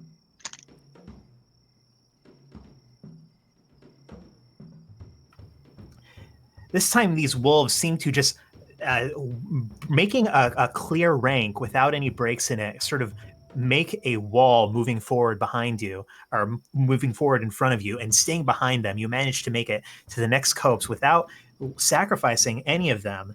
And you can see that last copse of trees in the distance. Someone roll another 8d4. You know what? I'll do it. Okay. Brett, Ah! Regret. As they try to take that same tactic, you see that 4 more of them right in the center are all just evaporated by this bomb bursting in front of them. You try to follow single file behind them and make it all the way to the end of the copse, but now it's getting harder for just these 4 remaining wolves to scan effectively. Everybody roll a d12. Everybody but Dawn. Can I ask something? Yes. Is there a way for one of us to try to find like our tracks in this the ground? Like, so maybe possibly we could like re-step our tracks and follow those? I mean, maybe that would have been something to talk about 5 minutes ago, but you're up to the last Okay. copse. Yeah, it's too late. Fuck it. Keep going. Did I roll it? Oh, I guess I didn't. I think about No. Great. Okay. And Notrix, as you are following along, sort of being the first in line alongside your wolves, you feel this sinking feeling as your foot imprints something on the ground, right where you were fearing it was, right where you felt that same sinking sensation before. Make a dexterity saving throw for me. As it bursts and you kind of throw yourself forward only a few meters away from that final copse, you take 12 points of fire damage, but you manage to kind of roll alongside these wolves, everyone falling off the lead behind you. And finally, Nostrix has some difficulty picking himself up off the floor. yeah, you barely manage to pick yourself up, but you all, making this mad dash, 4 wolves alongside you, make it to the final copse. All right, guys, final stretch. Actually, that was the final stretch. Oh, okay. No, that was the final stretch. Hey. Doesn't look like we're doing so hot, huh? Hey, though, we should get away from this area. I mean, I feel like they're gonna send some mind slayers out here. These short men don't seem to want any visitors. Seems like it. Did you see anything interesting up there? Anything worth pursuing, the 2 of you? She's looking at Dawn and Nia. Nope. Oh, it seems Not like this is a really. wash then. You want to head to the other spot then? Maybe after we've had a chance to catch our breath? I Sure, don't think I mean, I'm up to doing anything anymore. I'm about to just collapse. Yeah, what does Notrix look like right now? I believe he took like at least 2 blasts there. One just full on. So he's quite bruised. He's been thrown onto his face. His clothes are quite burnt. And I imagine his legs are quite burnt as well. That's where the brunt of the fire came from. It kind of looks pretty damn rough too. I mean, she's got a quarter of her hit points left, and that's even with stacking on the temp HP from apparent vigor. So she's just also looking smoky, although I don't know, I guess her skin looks a little bit weird in spots.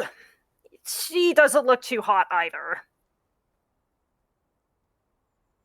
I guess Notrix, in this moment of respite, is going to cast Healing Word on himself. Let's see. At what higher level do I want to cast it? Probably 2. And get 10 hit points back. That's decent, I suppose. I think Alcana's going to give 15 points of Lay on Hands to herself and then another 15 to Notrix. Thank you. I feel quite a bit better. I don't feel like I'm about to just collapse right now anymore. Well, it seems like we both needed it. You guys need a little more? I could heal you guys up, but I say we relax for the day. Maybe not So, here. You used a lot. Maybe we can get more in striking range of where we would want to go tomorrow and then take and turn in early. Sure. So what direction did we run in when we were running away? South? Yeah, south.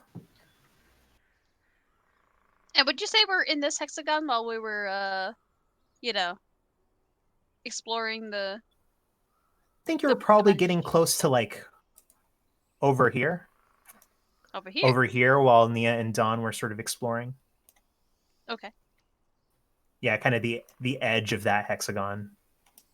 Ooh, yeah, in that case, Dawn's gonna cast Cure Wounds 3rd level on Notrix. And, what else? Yeah, we could just start heading that way, towards the red X. Yeah, is there anyone who needs even more healing after that? I think That's I'm me. doing good enough now. Yeah, same with Alcana. She's doing good enough. So glad I took that invocation. It's the best. I guess I'm going to heal myself then.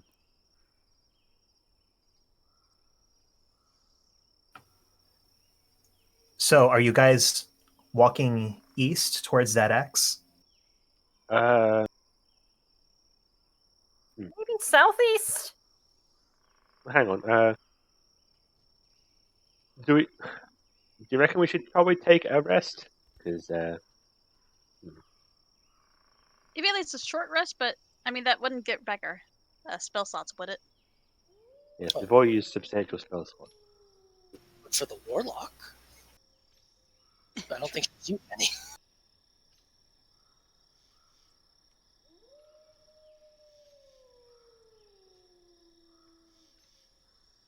Maybe we could, I say we keep moving. But, eventually we'll take a rest. I think we should just see what we're, what's ahead of us first, before resting. Yes, I would rather not have anyone catch up to us while we're in the middle of resting. Yeah, we shouldn't be here. Definitely not. After they knew our location, Yeah. Not sure I want to do a rest, but it's like probably a bad idea to have so few spell slots and health going into the big scary place.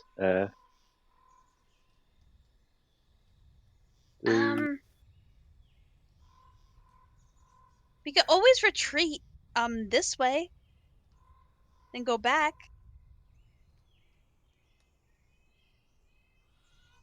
What do you think of that?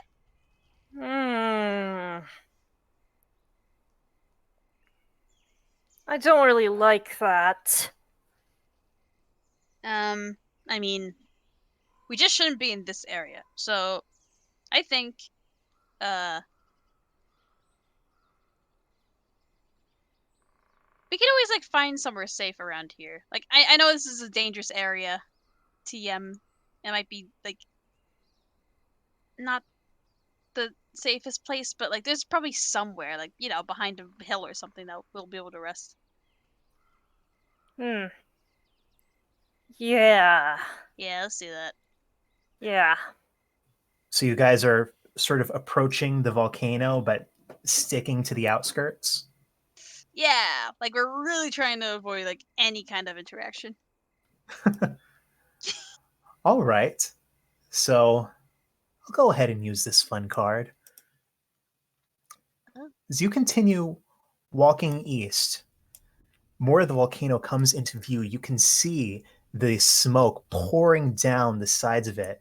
It is less a single caldera, less a crater, more these shards, uneven, of earth, monolithic, leaning lazily, crazily against each other. There is black smoke, there is white smoke, and at the top of it, lost in these dark clouds, you can see these regular flashes of lightning. Hear the thunder rolling over you. As you approach, you can see signs of destruction around the mountainsides, ancient destruction. You can see bits of masonry that must be centuries, if not millennia, old, that just look ruined, that have signs of charring on them. You spot occasional femurs, tops of skulls, long browned by age, by the ravages of the eons, sticking out of the dirt. You can see these flashes of blue flame that seem to start midway up the volcano and kind of dance back and forth, zigzagging down the surface before sort of bursting somewhere towards the bottom. And you can, even from a distance, see a space where the mist covering the ground, a ground that seems to occasionally sprout bits of choked brownish grass, surprisingly enough, but a place where it seems to clear a little bit where you can see what must be a passage into this volcano. Oh. As you find a scarp a bit of a distance away, but enough where it won't be too long to walk there, you sort of all settle down, catch your breath. Go ahead and take a quick break. So, you guys have found a scarp with the ever-present fog that seems to be drifting over, though occasionally mixed with ash. You find yourself occasionally having to cough or cover your mouths to avoid breathing too much of it in. You feel as if you are fairly concealed where you are right now. But what are you guys doing? Taking a long, deep breath and exhale. Idea. Breathing is important. We do need to breathe. Yeah. I do think, If you forget to tell the DM that you're breathing, you have to roll a Constitution saving throw. Actually, Don't Dawn- give away ideas! Yeah. Dawn doesn't have to breathe. Bruh. But yeah, it was what's it called? Yeah, I think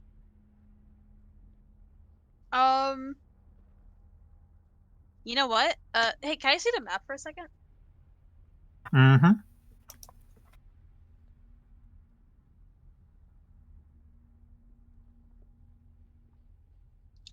Alright. You know what? I think Don would go to Notrix.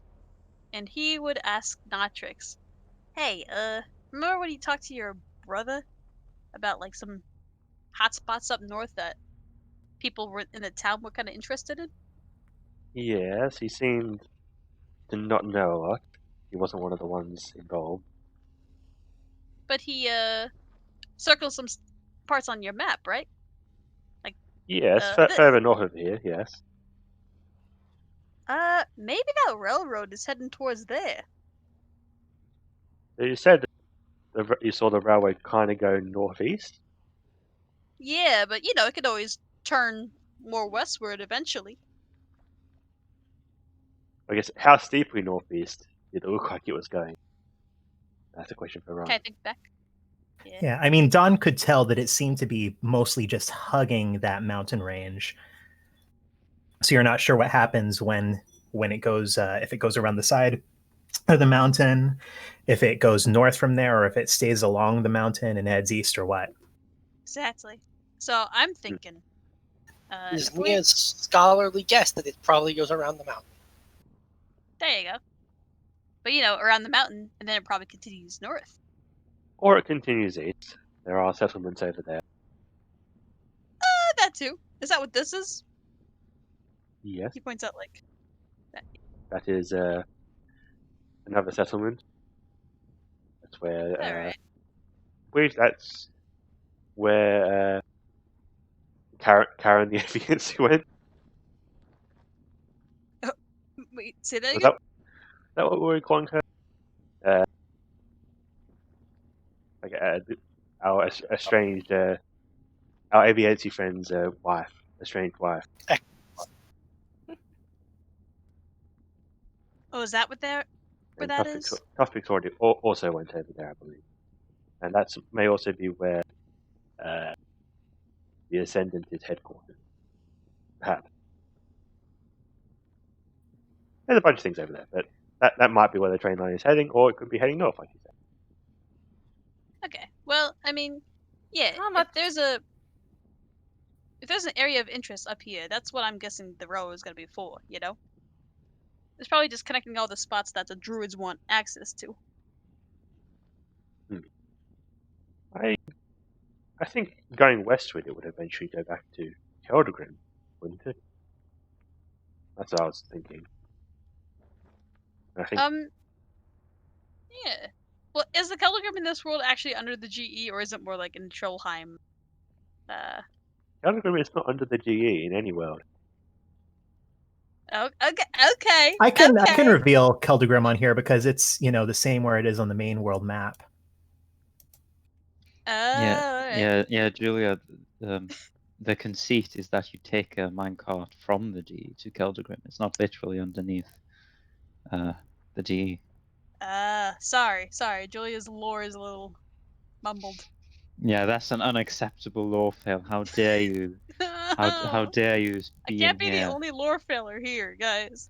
I'm starting to think that maybe following the train tracks isn't necessarily the most fruitful use of our time here. It seems to have been a dead end. Well, not right now, but obviously we should probably be going. Well, if this is focusing on anything like every single one of the other Pentarchy sites we've seen, someone's going to be wanting to mine something from it, and that someone is probably dwarves. And perhaps that was also my thinking, that they were going to use the tram line to cart off large quantities of whatever they can find. But what we've heard, it doesn't sound like they've had a whole lot of success so far. No, it seems like it's quite dangerous. Which is why, even though it is probably still at the morning, I think we should take quite a long rest, because we were just shot at and exploded, and I think going into what might be an even more dangerous situation, when we are in such a shape, would be foolhardy. I agree. I think this is something that we need to take a little bit of extra time preparing for anyway. Sure. In that case, I think we're gonna take a long rest. So you guys are just going to kind of camp out the rest of the day here and take a long rest in the night? Yeah. All right. So what do you guys do to make this campsite? How do you make it, less conspicuous, make it more comfortable? What do you guys do? And I'll say everyone can get in on this since you have the whole day basically to work on it.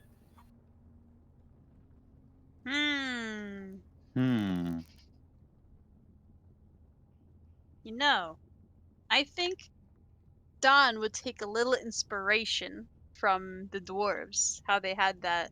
I mean, I know it wasn't a blanket; it was like some kind of like a dirt, like mesh. But I think this sounds a little stupid, but Don would kind of pitch the idea of, like, where are we hiding right now? Is it kind of like we're just in a dip in like maybe a hill or of some sort? He said it was a Yeah. scarp of some kind. Yeah, there are sort of broken stones and yeah, broken occasional bits of ancient masonry walls all over the place here. So probably not hard to find one of those to kind of half kneel behind. Yeah. So like maybe he would take a little inspiration and cover our area up a little bit. Maybe with like maybe he would get Elkanah to help him out with like a big boulder. So it's kind of the boulder's almost kind of like the door in Shrek. I'll say if you want to, since I've established it has blankets and sleeping bags and things, Yeah. if you want, you can just reduce the size of your travel dice by 1 to make something similar to what the doors had. I'll do it. I'll do it. All right, my travel dice is now 9. Or, well, it would be an 8 It would be an 8. because It's now 8. because there's not a D9. Yes. But yeah, you watch is done. He kind of enlists you, Alcana, to help, but over the course of the next couple hours, gathers bits of masonry and stone and pebbles and kind of embeds them around this cloth that he puts up on as a lean-to, and it actually is pretty good. You get the sense that you wouldn't immediately be able to tell what's going on from a distance here. Back in Xanaris, I was thinking of being a home decorator. Really now? Yeah, but I didn't.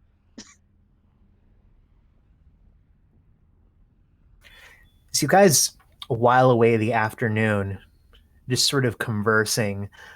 At one point, you sort of all grow quiet as you hear these footsteps, uneven footsteps in the afternoon, crunching bits of gravel under its feet, halting, shuffling.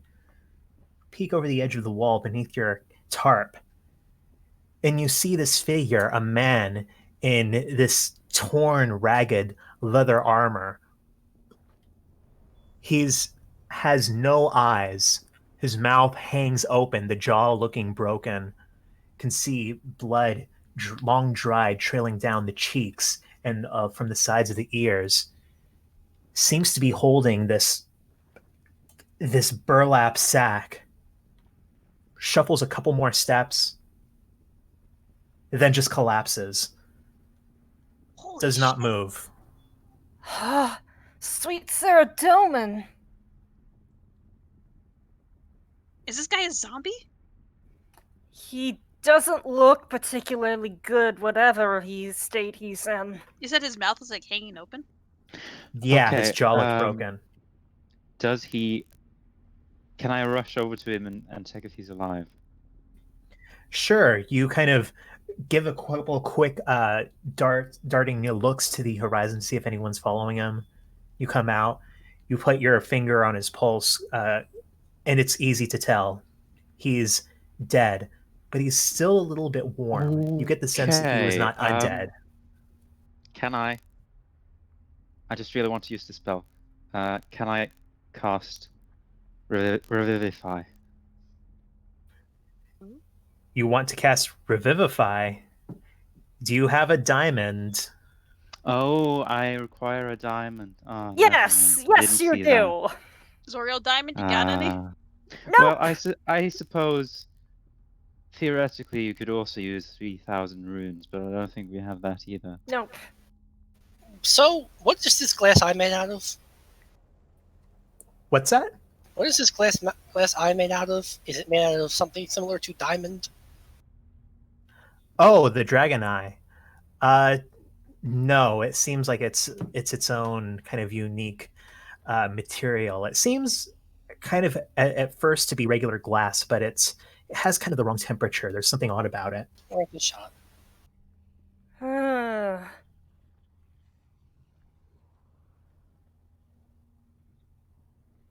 Well, I suppose we have a dead body to investigate now. God damn. You turn him over and quickly can tell he has nothing of note on his body.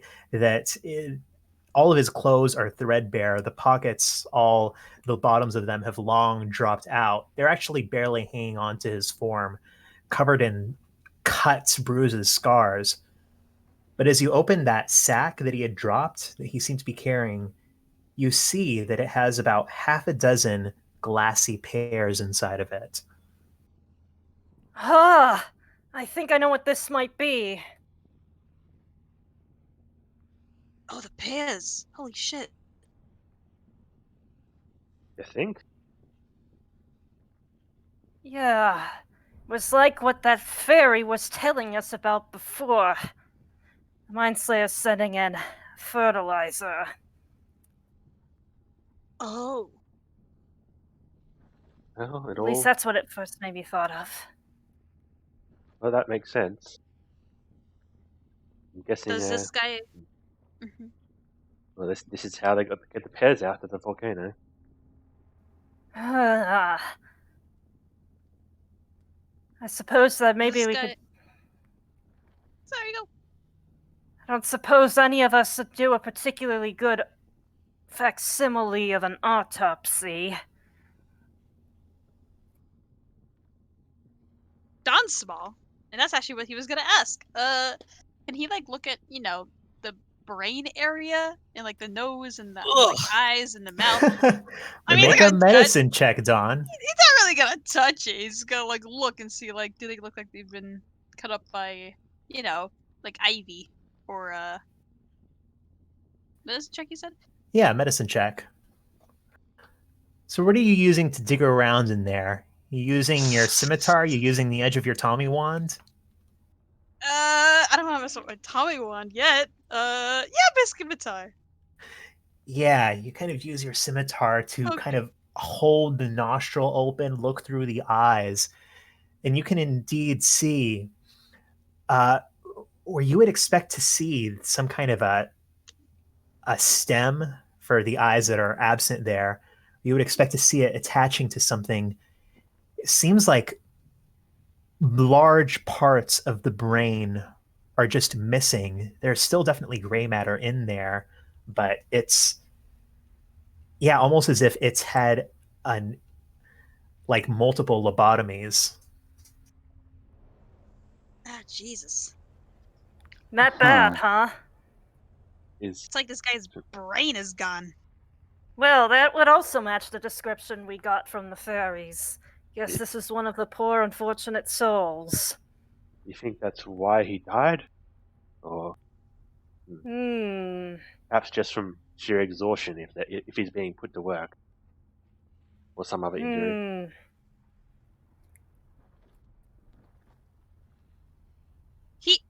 He just stumbled into our camp. Not quite into your camp, kind of passing by, shuffling by when he just collapsed. This guy. Does he have any other injuries besides the obvious? You can see that there is some traces of bruising. What you can see kind of under his ribs, what looks like a long scar from what you'd put together as probably a sword, but something that's healed over a long time ago. He was probably a warrior of some kind before this. Are there any other clues as to his origin, like as to nationality? What about the armor that he was wearing? You look at it, it is this completely ravaged leather armor. It looks pretty cheap. It looks pretty simple. It's, almost completely fallen apart, but it does not look dissimilar from something that you could find for sale in a large marketplace. It doesn't look military issue. Maybe a poor unfortunate adventurer of some kind who thought they'd make a life out here and wound up prey to some sick experiment. Is there any indication of any maker of the armor? Most people tend to have a thing for that, for stuff they make. Yeah, you investigate it, look, and you see that there is the name of a leather maker that claims to be based in Varrock, but it's not a name that really means anything to you. It's not the sort of label that you would not expect to find stamped into the back of an armor piece like this. The place that makes the armor, at least, is from Varrock. Anyone could get anything from Barack, though. Is- I think this guy's, Is there any, particularly obvious signs of a specific cause of death involved? There's obviously a lot wrong with this guy, but what looks like to have been the most obvious thing to have done him in? I'll let you roll a medicine check, Alcana. You look him over. There's not a clear sign of a lesion of an external injury. And even looking at sort of the tension in the muscles, he is in horrible shape. He is battered. But if you had to guess, you'd think that there wasn't an injury, a single event that did this to him. You'd almost think that he just stopped living, if that makes sense. There's no clear cause of death. It doesn't seem like any one obvious cause. It's more just, well, I don't know how to put it, but just died.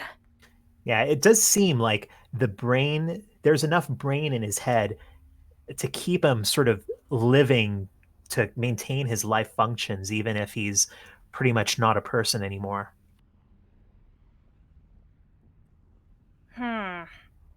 That seems to match up with some of what we've been told about the place, so how are we going to get around that?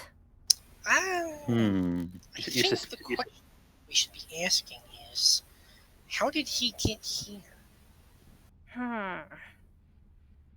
Good question.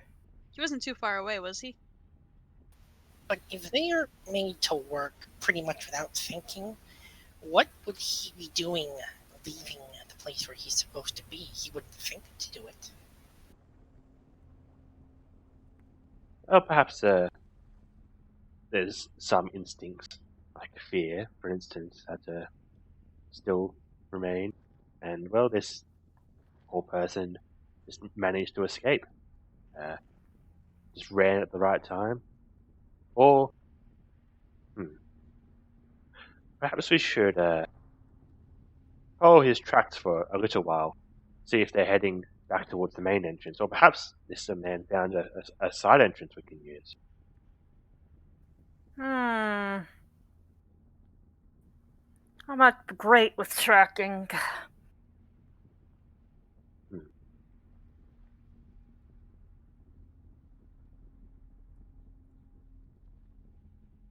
So what are you guys doing? Well, have we had our long rest? No, we're still No. in the afternoon. Yeah. So I feel like not Trix and maybe someone else would want to just follow his tracks, maybe. Sure, why not? Take a little detour. What's the soil here like? It is pretty coarse, kind of sandy, gravelly, and it's also pretty dark. You see that there seems to be a lot of ash mixed into it. How difficult would it be to dig a grave for this guy? You could probably manage it. You've got enough time, I think.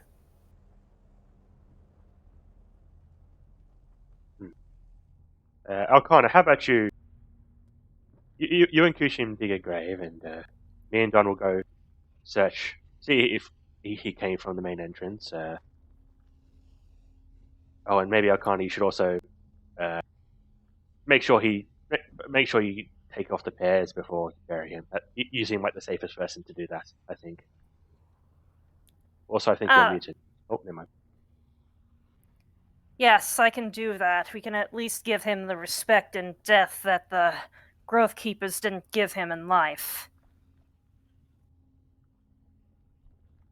Bunch of freaks. Ugh.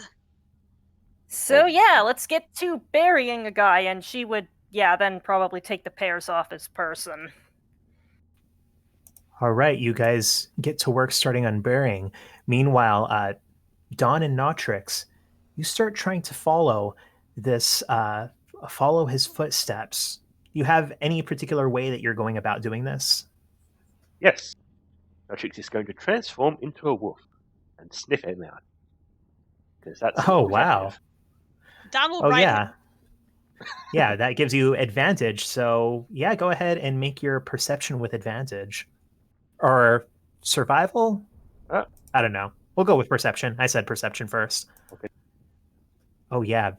Very nice. So you kind of sniff around and you think you catch his scent. You start following it slowly, and you do indeed see it seems to be leading towards the volcano, towards the direction of what seems to be the sort of main entrance. There's not really exactly an entrance, but it definitely seems like a larger aperture than the rest. mhm. To keep following that direction? Sure, yeah. I guess so. So, as you get closer, you start to pass more. You've seen some ancient skeletons kind of popping up out of the soil, but now you start to pass what seem like fresher bodies. Some of them already calcified into bone. Some of them still with flesh on them, partially smoked by just the ever-present ash in the air. And hold on, I need to make a secret roll here. Ugh! They're Uh-oh. always fun. Yeah, we wouldn't walk right up to it if that's what you're thinking we're doing. We're just going sort of that way. At an angle?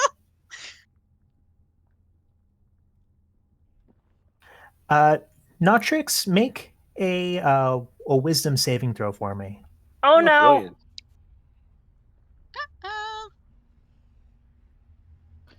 Uh-oh. Oopsie daisy. You hear a voice in the back of your head. Your own voice saying, "Oh, you're not a wolf, are you? Gotta go, boy. And your friend isn't one of ours." Hello? Hello. Did I just hear Natrix say hello? Well, he's a wolf right now, so he can't talk. He's Okay, true. thinking it in his head. Okay. I'm a wolf right now.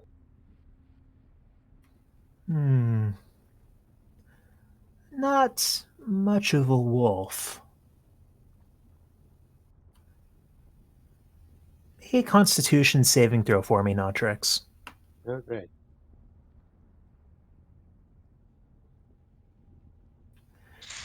Suddenly, you feel your paws leave this packed earth as you start ascending higher and higher into the air. Dawn, you see as Notrix is just starting to sort of fly, but as Notrix's wolfy form kind of kicks in the air, he seems to not be completely under his own power. As Notrix, you rise 20 feet into the air.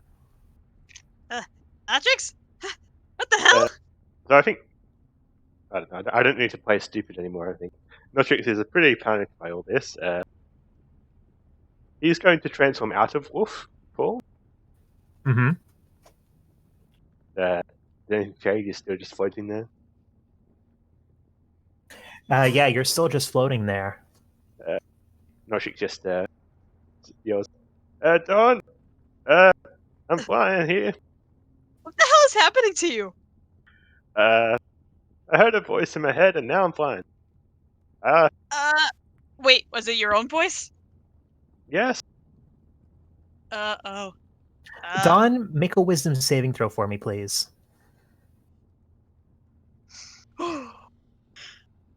Okay. You feel something briefly wash over you, something kind of raise your hackles, but you manage to shake it off, whatever it is. Dawn, I think we we gotta- need to get out of here. I think so too. The Notrix is going to cast gaseous form, because I don't think he can levitate a cloud. And yeah, Smart. he is going to cloud away. And I guess Don and Osh is just going to attempt to float away to go a cloud. Yeah, we gotta go towards our pals. We're gonna fly away. Well, maybe not right towards Okay. him, but in a different direction. Okay. Yeah. Dawn, you see Notrix turn into a cloud and seeming to shake off whatever force this is that's levitating him and start just floating up into the sky. I follow. As you attempt to follow, I'm going to need you to make one more wisdom saving throw. Oh. Let's see. You want to add some stat, Don, with foresight? You know what? Why not? Yeah. Wait, how many foresight do I need to give? As many as you want. I'd say 2 would be a good number. Adding 1 would go up to a 17, and Notrix rolled a 17, and we saw how that went. Okay, I'll give 2. 2 foresight. All right. Dawn, you think you feel something in your mind, but you manage to once more shake it off. You just hear a voice. It sounds like yours in the back of your head as you go off, saying, "Oh, it's kind of weird. Maybe I'll see you again sometime." Hope we don't. And Don, flies with the. Yeah, you guys fly off, sort of making circles in the air, sort of going in a zigzag. You feel pretty confident after, maybe a half hour of this that you've shaken off whatever this was that was briefly in your heads before you return back to camp. Guys, You look a little shaken. we ran to a mind slayer. Oh, joy. I don't know. Did it see us? Did you see it? I didn't see it. I didn't see anything from here. We were busy giving this man a funeral. Natrix here, right? I heard a voice in my head. It was my own. And then I just started floating. Some kind of levitation spell, it seems. Yeah, that's usually how it goes. It seems that they didn't manage to track us home. Well, not home, but back here. Yeah. I don't think he followed us. Can Don roll a perception, just one more time, just to make sure he wasn't trailed somehow? Sure. Wait, that's persuasion. Damn it! Wait, it's performance. What am I doing? There we go. I mean, there's a lot of between the ash in the air and the ground fog and the smoke. You're certainly hope he didn't follow you. Alright, I think, before we left, he said, I hope you'll see each other again, so I'm guessing he didn't follow us. I'm hoping. I suppose they're the other problem we really need to worry about. They seem to be not very fun, to say the absolute bare minimum. No, they ain't very fun. They're real not fun. They're basically boogeymen. Ugh. Absolute freaks. So how are we going to get around them, then? I'm assuming that there's not just one. Well, damn, if only there was some kind of like a weakness to them, like math or something that hurts the brain. Alcana just has this kind of intense, thoughtful expression on her face. I do know certain incantations to protect from both harmful and benevolent spirits, if you would so wish. Basically, he's saying he has protection from good and evil. Yes, I think I know something like that myself, though maybe not the exact same one as yours. Well, we were able to hold our own against one. Yeah, if we do come across multiple, I don't know. I mean, I was okay during that fight. I mean, not in the beginning, but towards the end I was. I do think, if we have more than one, if that becomes a possibility, two might be And- okay. Three, don't know. Yeah, I mean, one of them more just stunned me outright just by looking at me. Yeah. Like, we kind of overpowered that one guy, but... Yeah, strength in numbers. And it Seems seems like we might want to find a place with the least amount of them. Cast that protection on Yeah. ourselves and then absolutely bolt for it. Yeah, going somewhere where they're not so populated, is definitely the best call. Like, we do have, like, that one guy told us how there is an entrance that, they send the fertilizer in for.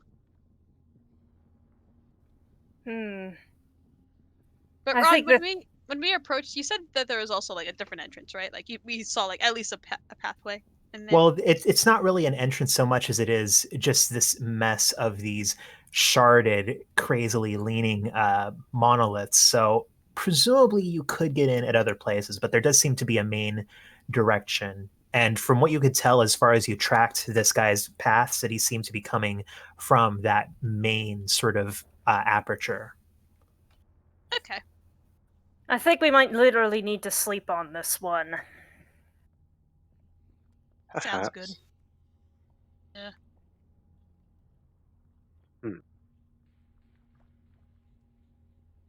I'm guessing there's multiple ways to get in, so yeah. I mean, I think the best case scenario is, I don't think we could avoid. I don't think we could avoid them altogether, but if we could, at the very least, pair up against them, like,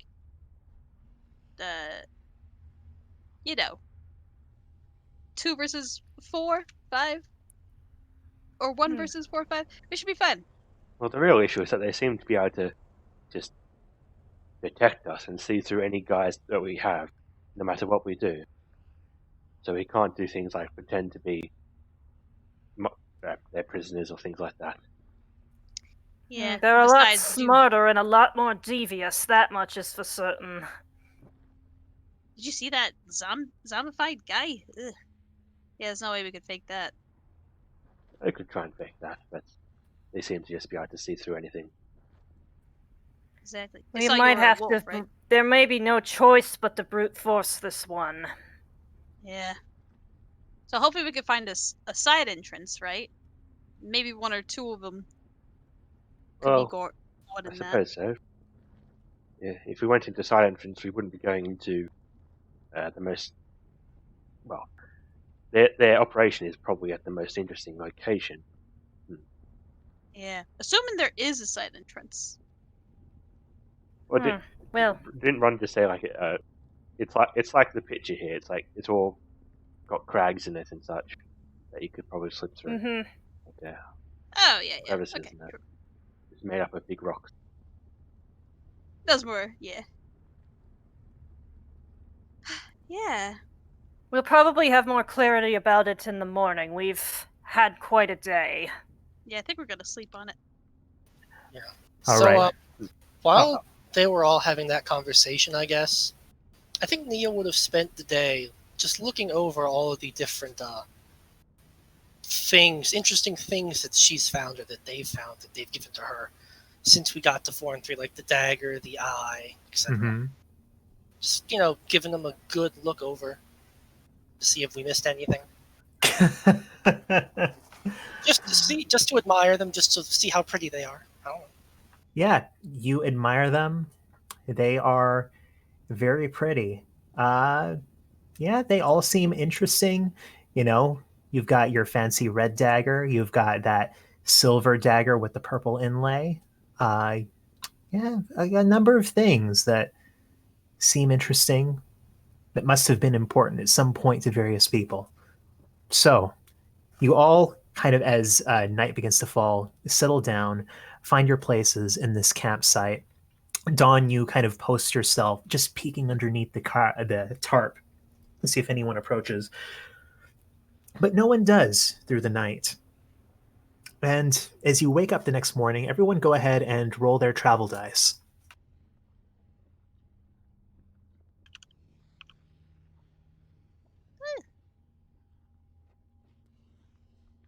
And of course, don't forget to heal up too. We I heal. think Get I had spells. a D8. I forgot to write it down. Ugh. Yeah. Alkana, your travel dice reduces by 1 size. I'd imagine that she's probably feeling a considerable amount of an undercurrent of anxiety, so she might have dipped into things a bit more. Treating yourself. Yeah, doing a little bit of stress eating.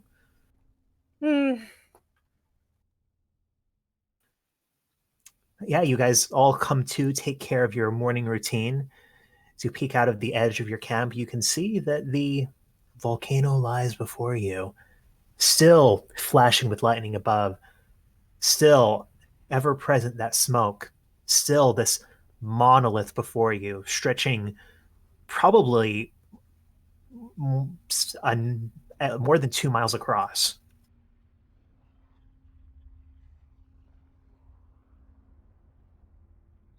Damn, this place is big. Alright then. Yeah. Well, today's the day, isn't it? Yeah. You ready? I'm ready. Ooh. Ready as I can ever be at this point. Yeah, One of her I hands is think- kind of fidgeting with the holy stick symbol around her neck, the other one with the candlestick in her pocket.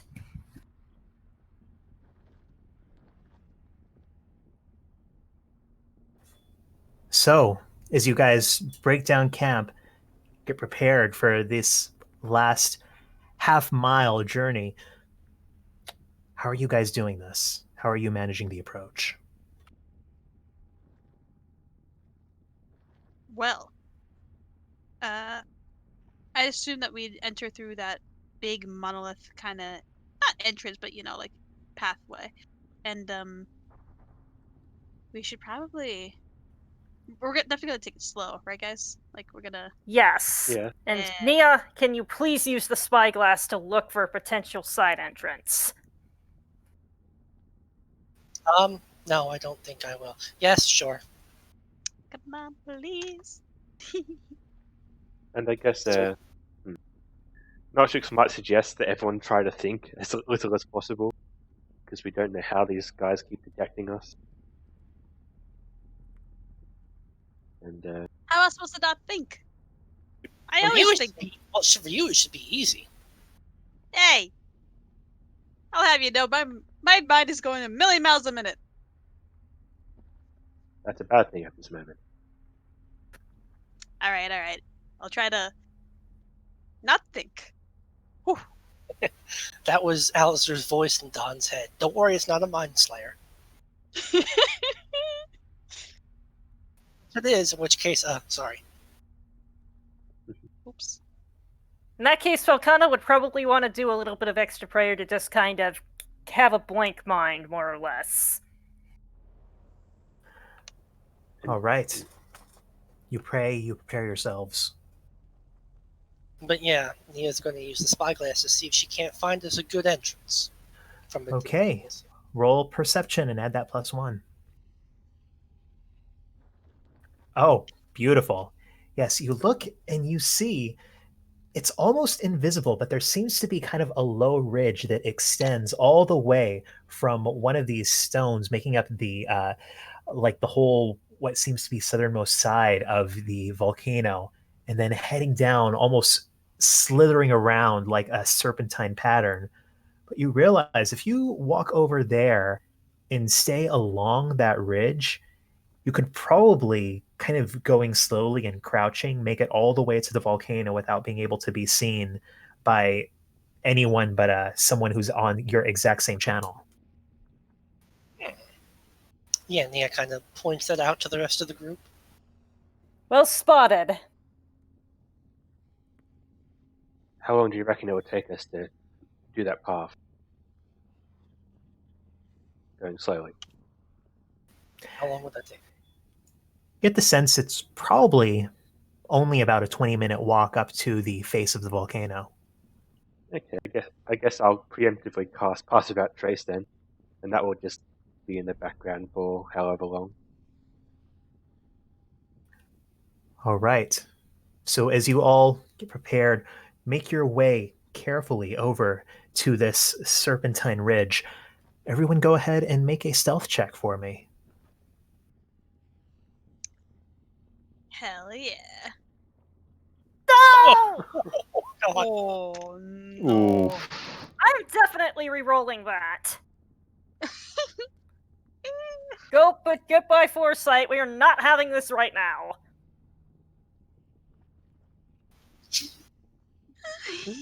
Better? barely, but yeah. At least you don't alarm At the least whole it's army. not a crit fail with a 0. So that's 22, 24, 28, 13, and 12. Or sorry, 32, 34, 38, 13, and 12. I suppose so. Amazing. Okay. Let me double check here, because this requires more math on my part than these stealth checks usually have. Ooh.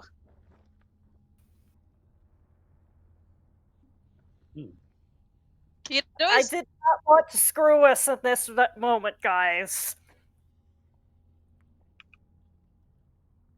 oh, you have Pass Without Trace, right? Yes. I think it's So plus 10 to everything. that wasn't a natural 1 is better. It occurs to me in retrospect that I could have just spent 1 foresight and gotten literally the same effect, but I panicked. Hmm.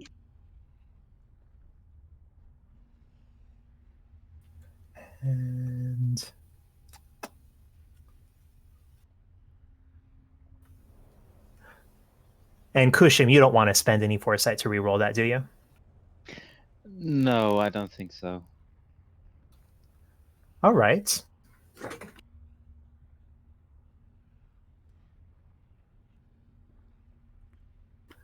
In that case, you guys make your way following this serpentine ridge, staying low, staying hidden.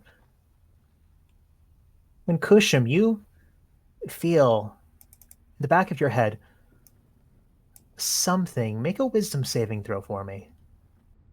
Oh. Okay, +7. Here we go. A voice, much like yours, saying, "So where are you going?"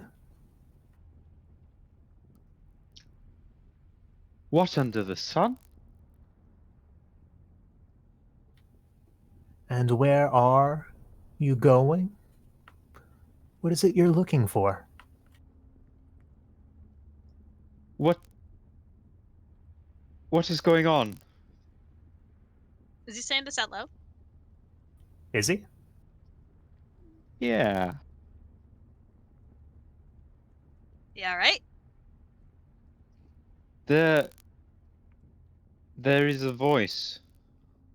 Uh-oh. Let's use protection from evil and good on this man. Okay, can we see the spell card for that? Yeah, what does that do?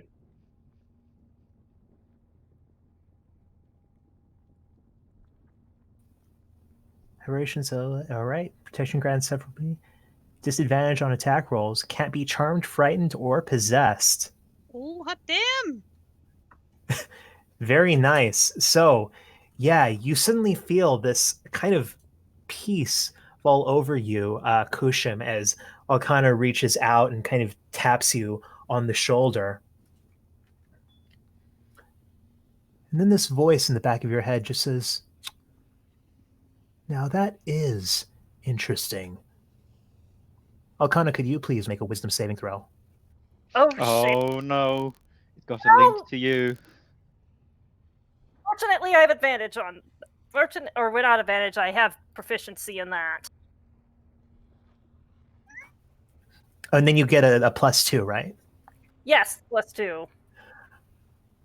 Again, this time you hear Alcana voice, much like your own in the back of your head, saying, "So, what is it that all of you are looking for here?"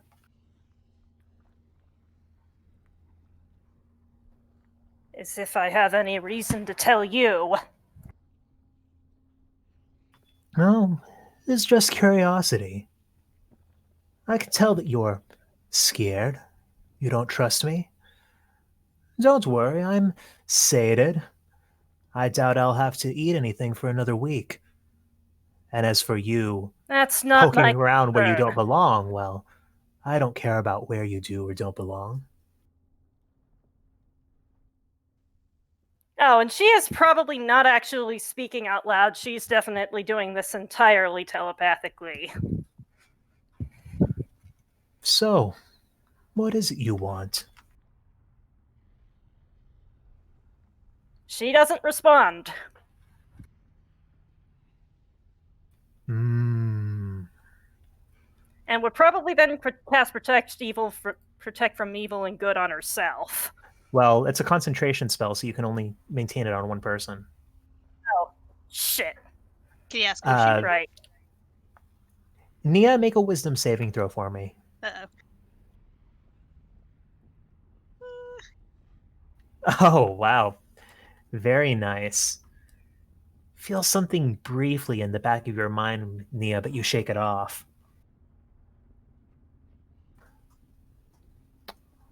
Makana said, the voice in the back of your head says, I didn't want this to be hostile, but if you won't speak to me, I've got no problem taking it there.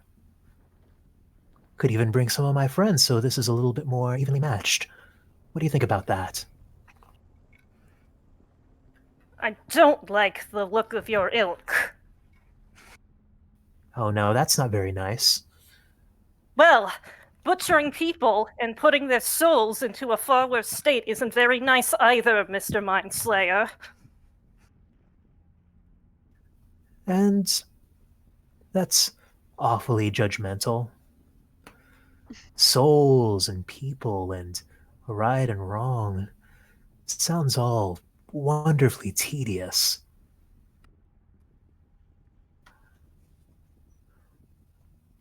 Dawn, make a wisdom saving throw for me. Okay.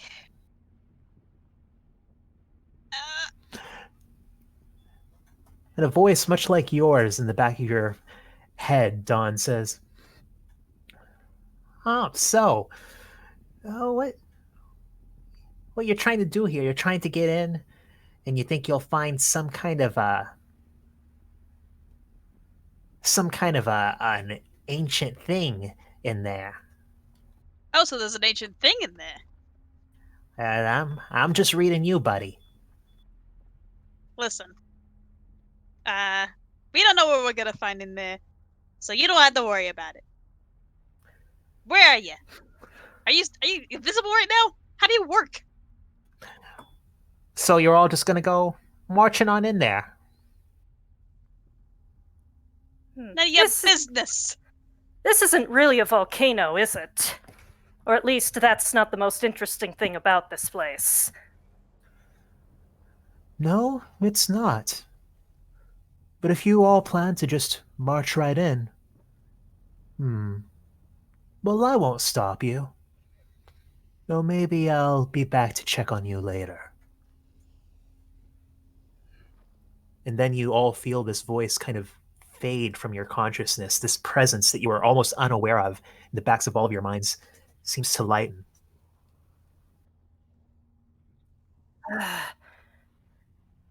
I let my temper get the better of me there, she finally says out loud. Nia looks around at all of you like, what are you guys doing? Did you not hear him? Hear what? I didn't hear anything. Another one of those mind slayers. Yeah, some people speaking to us in our minds. What did he say to you guys?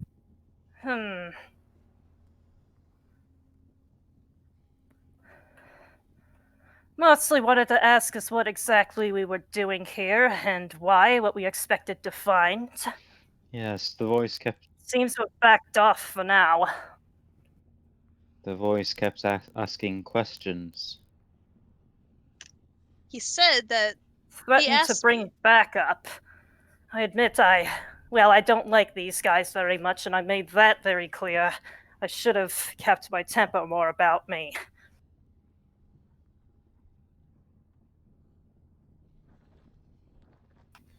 Nah, having these freaks in your mind does something to you.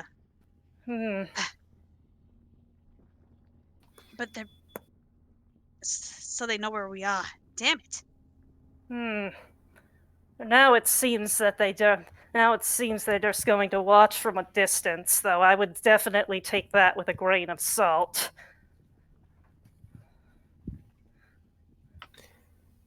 You continue along this ridge till you find yourself approaching the volcano proper. And as you do, you see, even here in this relatively quiet, shadowed corner of its perimeter, there are corpses, skeletons, bodies as you approach, some facing towards the volcano, but many facing away, sprawled out, most well fossilized, though some notably fresher. You can see as you approach what seems to be a sort of a leaning, it's hard to call it an entrance, but clearly a rift in the side of this surface. The stones leaning against each other precariously. You can actually hear pebbles trailing down the sides, bouncing from boulder to boulder. It all seems very precarious. You can see those flashes of blue. You know, you need to go only a little bit further before you're in the volcano itself as you stand before this aperture. I just kind of looks around to everybody else, sort of trying to read how they're feeling.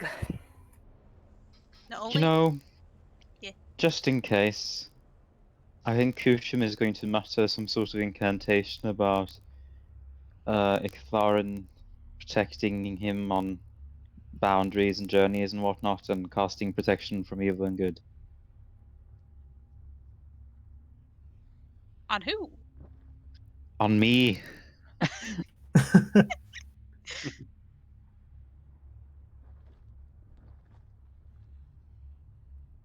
I think I would just say, the only thing is, I was a little curious. I don't know if he was just talking out of his ass, but he asked me if I thought that I was gonna find some kind of an ancient,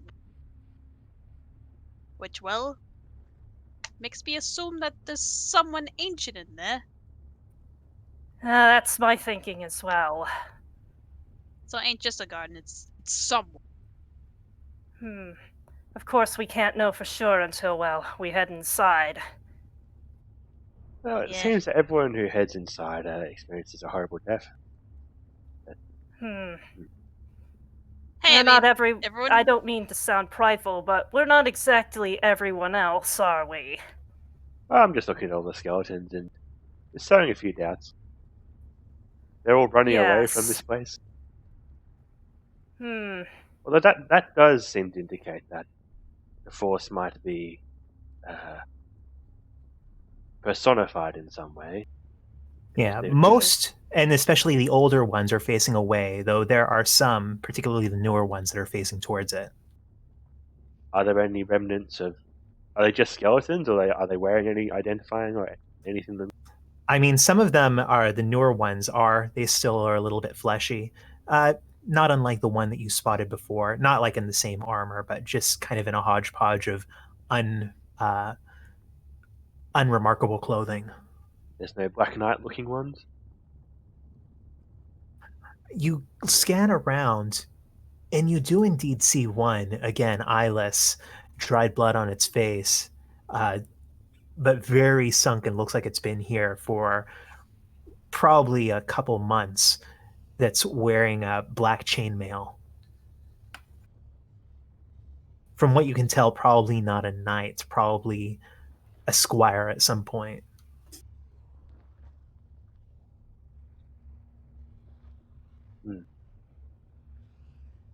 Yeah, he doesn't have to. He doesn't happen to be carrying half a statue, does he? Nope. Well, we can't really avoid at least getting a look inside. Yeah, I mean, hey, we survived the Isle of Juniper. You two didn't survive the Isle of Juniper, but us three did. And you know what?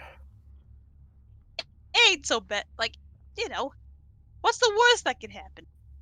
I can imagine a lot of things, but this may be just one of those things where we have to walk by eyes that are more than just physical. There's a crack of lightning in the sky above you. You look up to see, amidst that odd blue flame that seems to pipe up and then dissipate along the sides of the volcano, just that crackling of lightning high in the clouds above. Ah, I'm thinking that Alcana would probably find herself, like, slowly walking towards the front of the group. How much hotter has it gotten? It's not so much hot here as it is getting difficult to breathe. And as you look through the passage, you can see that not too far in, it starts to fill with more of this combined white and black smoke. Actually, getting closer, it's odd how they seem to almost stratify rather than mixing. But you can tell that you're going to have a lot of problem with breathing and visibility the further you go in. I'm thinking that Alcana might find some stray cloth and tie it around her face like a makeshift face mask. Yeah, everybody wear your face masks. Don't forget social distancing too. Social distancing. And I know that works in real life because I've been doing it consistently for the past few weeks with a knitted scarf. All right. So what's everyone doing? I think that, yeah, Alcana's probably going to head close to the front, kind of pause, looking before it. Once again, kind of fidgeting with the holy symbol hung around her neck and the candlestick in her left pocket, and try to mutter to herself, saying, "Well, I guess this is it. Please don't let me down." Would probably look behind and see if, who, if anyone, is following her before making some slow, purposeful strides inside. They say that a crack of thunder before a battle is a good omen, but a crack of thunder during a festival is a bad omen. I am not sure which it is here. Well, you know what? Like a This don't festival. Yeah, this don't look like a festival to me. Therefore, good omen. Don is gonna not flutter ahead, but he's just gonna make the start. So everyone is following Alcana through this aperture into the volcano? Well, can't very well stay out here. Not with the Mind Slayer saying we're gonna come back to check on us. All right, so you all follow, Alcana leading the way. And you can see these two bits of leaning rock, black and volcanic, form a passage. That this passage is filled with corpses. And these, for the most part, look far older. Some of them are in armor. Many of them seem to have actually holy symbols strewn around them, embedded in their armor, on shields, around their necks. Some Ceridominus, some Zamorakian, some symbols that clearly are meant to be holy, but that you've never even seen before. As you are taking this... What's that? Even me? Even you. There are some that you've never seen before. As you're taking this all in, suddenly you all feel this wave wash over you. I need everybody to make a mental save, either intelligence, charisma, or wisdom. Alcana doesn't need to make this, and Nia makes this with advantage. Protection from evil and good doesn't help at all here, does it? No. As a matter of fact, none of you guys get the +2 either. Oh, Oh my. Wish you had said that before I rolled, but whatever. 24 anyway. Whew. wait. So it's intelligence or wisdom? Intelligence, wisdom, or charisma. Okay.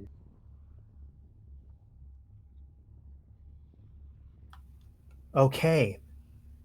As this washes over you, Kushim, you manage to steel yourself against whatever this is as you feel this racking migraine seize your brain. However, Notrix and Dawn, you both take Oh dear. 45 psychic damage as you feel yourself seize up. You can feel blood pooling in the bottoms of your eyes, dripping down your ears. I need both of you to roll D100s. Holy shit. Okay. Oh, All right. Notrix, you are stunned. You just kind of freeze up, unable to act, unable to do anything. While Dawn, you feel your consciousness pulling back, almost like you're having an out of body experience. And you fall to the ground. You are paralyzed, Dawn. Done! Notrix! And she would probably rush up to them. By all the gods. She would probably cast Lesser Restoration on Notrix first. Yeah. And while she's casting that on Notrix, Kushim is going to cast Lesser Restoration on Dawn. Yeah, you both feel yourselves kind of break out of this stupor that you've fallen into. Nia, meanwhile, this washed over you, this sensation, but then it was gone. But you noticed something else. This extremely cold feeling at your hip. She looks down hesitantly. You look down. It seems like something in your pocket. Yep, reaches slowly, carefully into the pocket. Yeah, you reach slowly, carefully, and you have to pull your fingers back for a second. It's something, it seems like it burns. So you use the edge of your sleeve and pull out that knife, the silver knife with that purple inlay down the center. And what you find is that it is cold, burningly cold, astoundingly cold, so cold that it actually has formed this layer of ice over the top. And while before, to see any of the symbols marked on the blade itself, you needed to look through truth. This time, one of those symbols is glowing to the naked eye. A symbol that looks like this. It's the Gravity Falls portal symbol. Shut the fuck up! Oh my god. I drew that really shittily this time. It's good. No, it's good. It's good. I mean, I would have done it. Nia, I think for now, with the way things are going, she'll just keep quiet about this. Things are happening. And she would probably quickly give 10 points of lay on hands to Notrix before then trying to continue forward. Oh What my about god. Yeah, 10 points of lay on hands to Notrix and Dawn. Thank you. Yeah, I think Don and I don't know how Noxious is, but Don would just like rub his head like, "Ow, what happened? Ow." Well, it seems there is something about this place. I didn't feel anything at all. I felt a lot. Yeah, same. And Notrix, I think with your passive perception, you would have noticed as you came to Nia holding this almost frozen dagger before putting it back away. Notrix sort of just looks at Nia, inquisitively. Yep, looks down at Notrix. Are you okay? What did you have just there? Huh?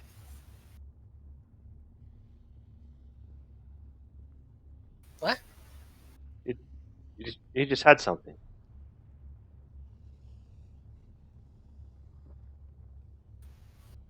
can't have a neutral character do this. Fine.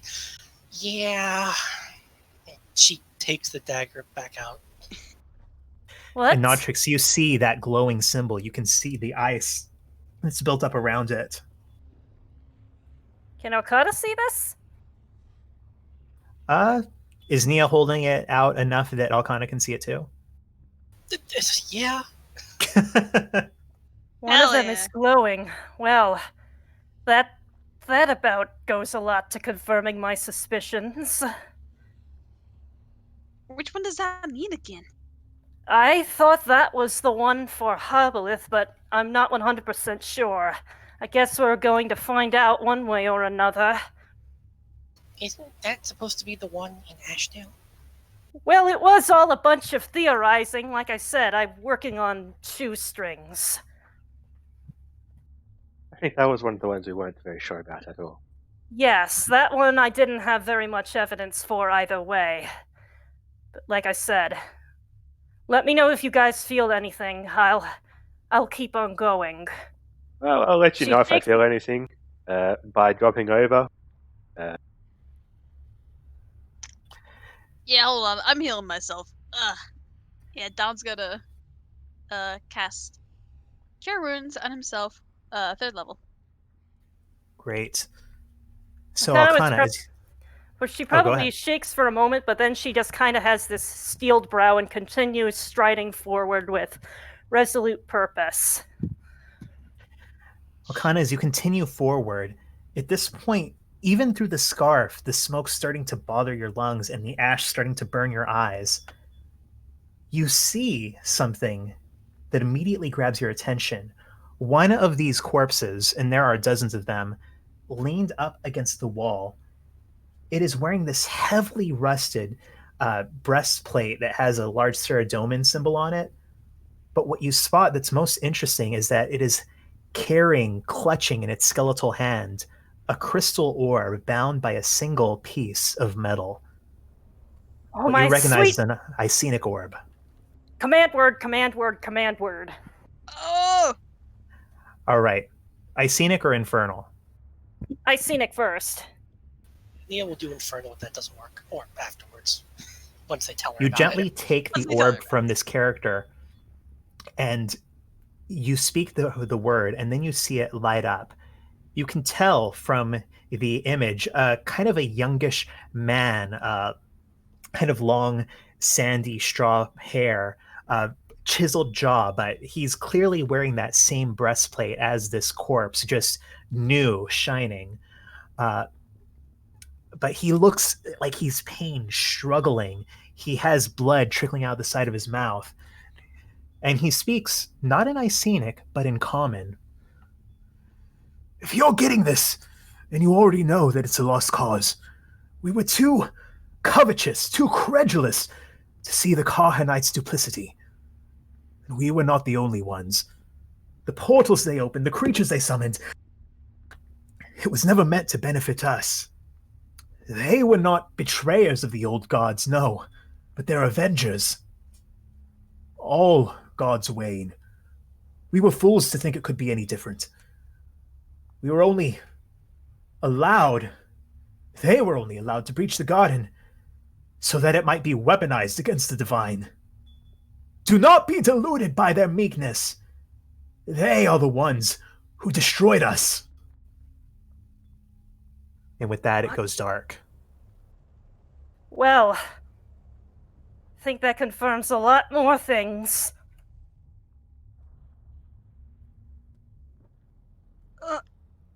Like what? The Carhanites. Well, for one, that we're talking about the garden here.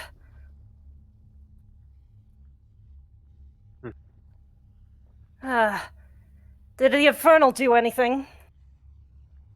Nia spoke Infernal as you directed her the command word, but didn't do anything, didn't light up, didn't respond. Guess this one wasn't encrypted. Well.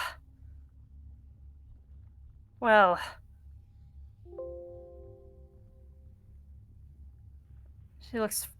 Well. Let's continue on, I guess. Again, let me know. Carhanite, so that's Oh, you- gods. As you continue further into this passage, at this point the smoke billowing out is starting to become too dense for you. The ash staining your eyes too much. You can't help but cough. And you're not sure how much further you can really go through here. Like it's unbearable. It's pretty difficult with all of this smoke just in your lungs, in your eyes, and completely eliminating any visibility. Oh no. Don Notrix, can't you do something to clear the air? Let me nothing. try. I think can Don cast Druidcraft to try to like disperse the smoke? I think it's pretty clear that this is too much for Dawn. Hmm. Notrix, make an intelligence roll. Okay.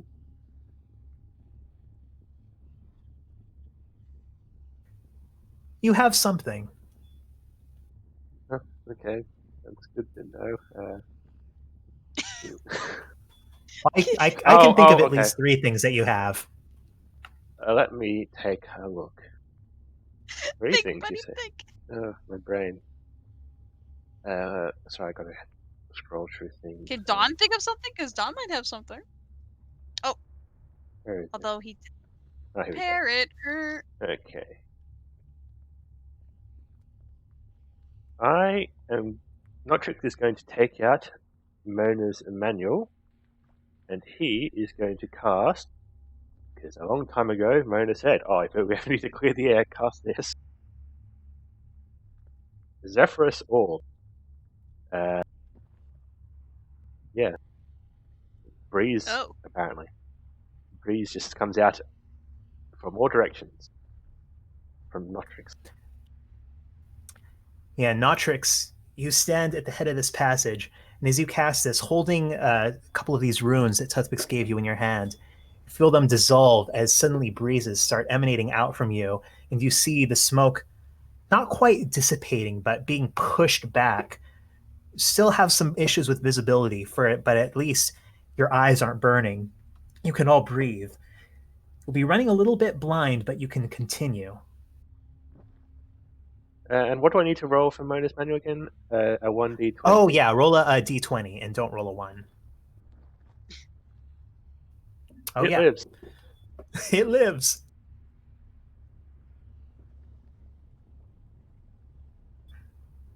So,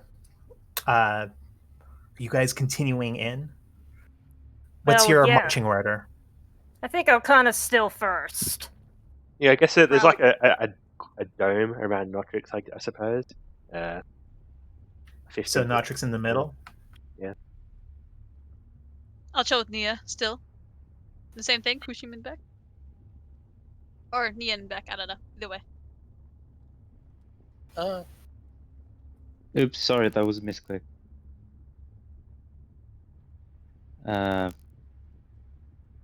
Yeah, same by me, really. All right. Wakana, Notrix, Neodon, Kushim.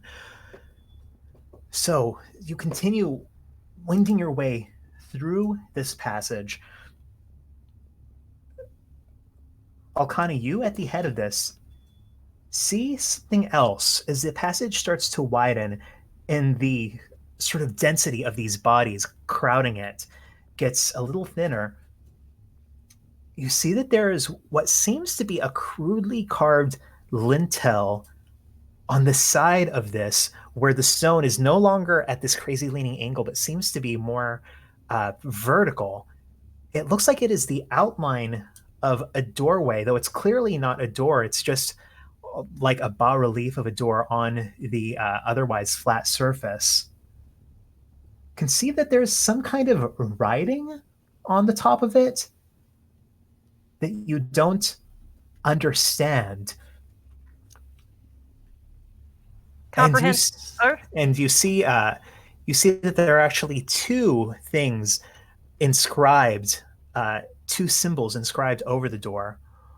One of them is the ever familiar this thing, which I'm drawing again, and the other one looks like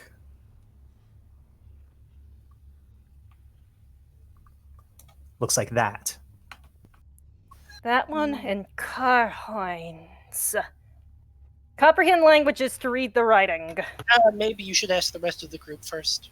Oh, yeah. She would probably point out the writing and see if anyone else could read it.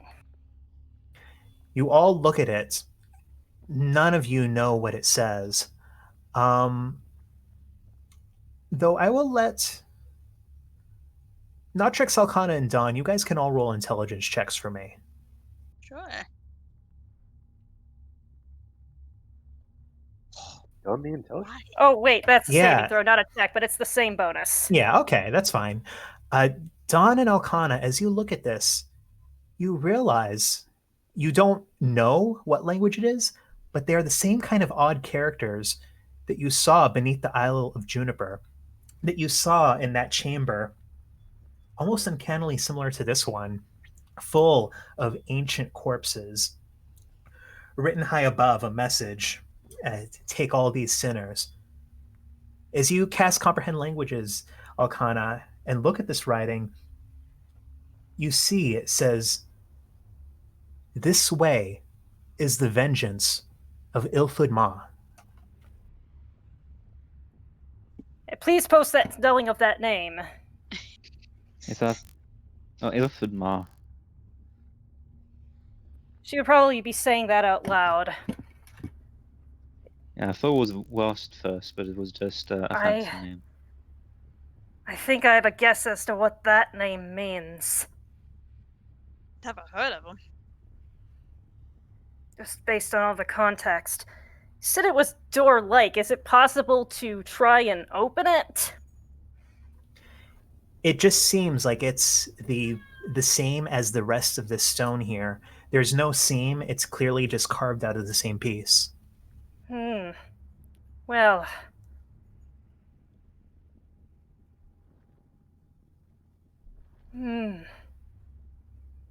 Well, I suppose that there's another clue. Any other insights, or shall we continue forward in this blasted place? This way is the vengeance of Ilford Ma. I guess we could keep going, we should, I don't know. Keep that in mind. Should definitely be ready for a fight. That is disconcerting. Yes. But stay strong, everyone. Stay strong. You're the pieces that make... broken pieces that make a greater mosaic. Let's keep on. Let's keep on! And yeah, she just kind of like almost snaps herself out of her funk and starts striding forward with more purpose. Perhaps even a little bit faster this time. You move forward, the passage continuing to widen. As Notrix keeps pace right behind you, suddenly he seems to almost... this Zephyrus orb seems to push this smoke back with a little bit more force. Is suddenly you're no longer in a passage, but you see that it is opened before you to this wide... You're not sure if it's a chamber or if it's more accurate to just call it a landscape.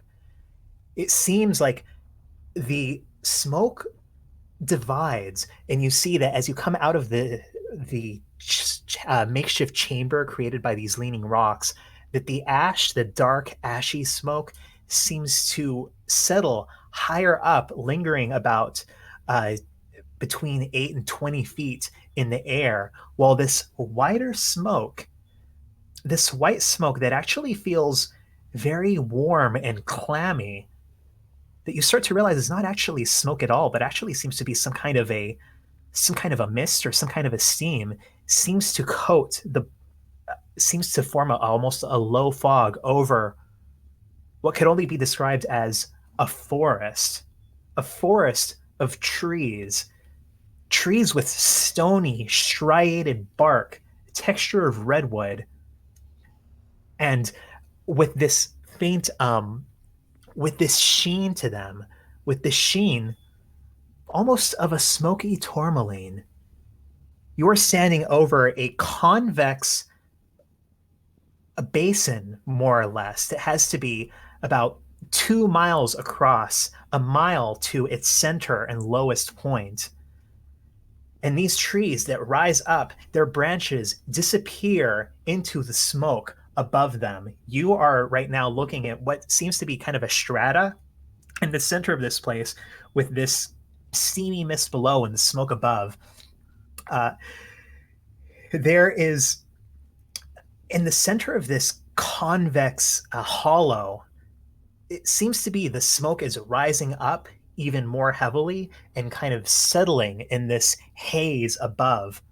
But then you see, spaced throughout this forest, there are these immense crystals. They look sort of quartzy. They look sort of quartzy, but there are places where they're broken, where they almost have that variegated shine of like a magnesium. And they are in different colors, and they are immense, monolithic, stretching out of the bottom of the forest into the smoke and then just disappearing. One of them you see seems to be red. One of them is blue. One of them is green. One of them is teal. And it seems like where these crystal monoliths disappear into the smoke, you can see regularly psh, psh, these flashes of, you're not sure if it's lightning or if it's more bursts of electricity alongside them.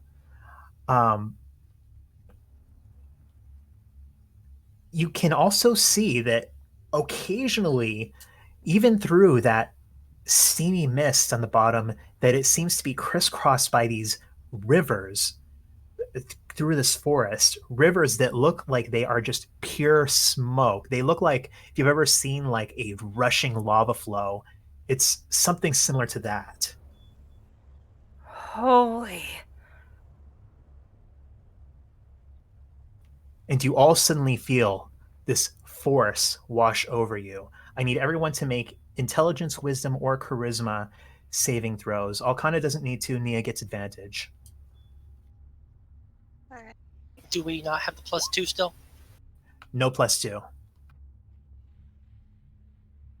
The light of serotonin does not reach this far. Right, I'm re-rolling that.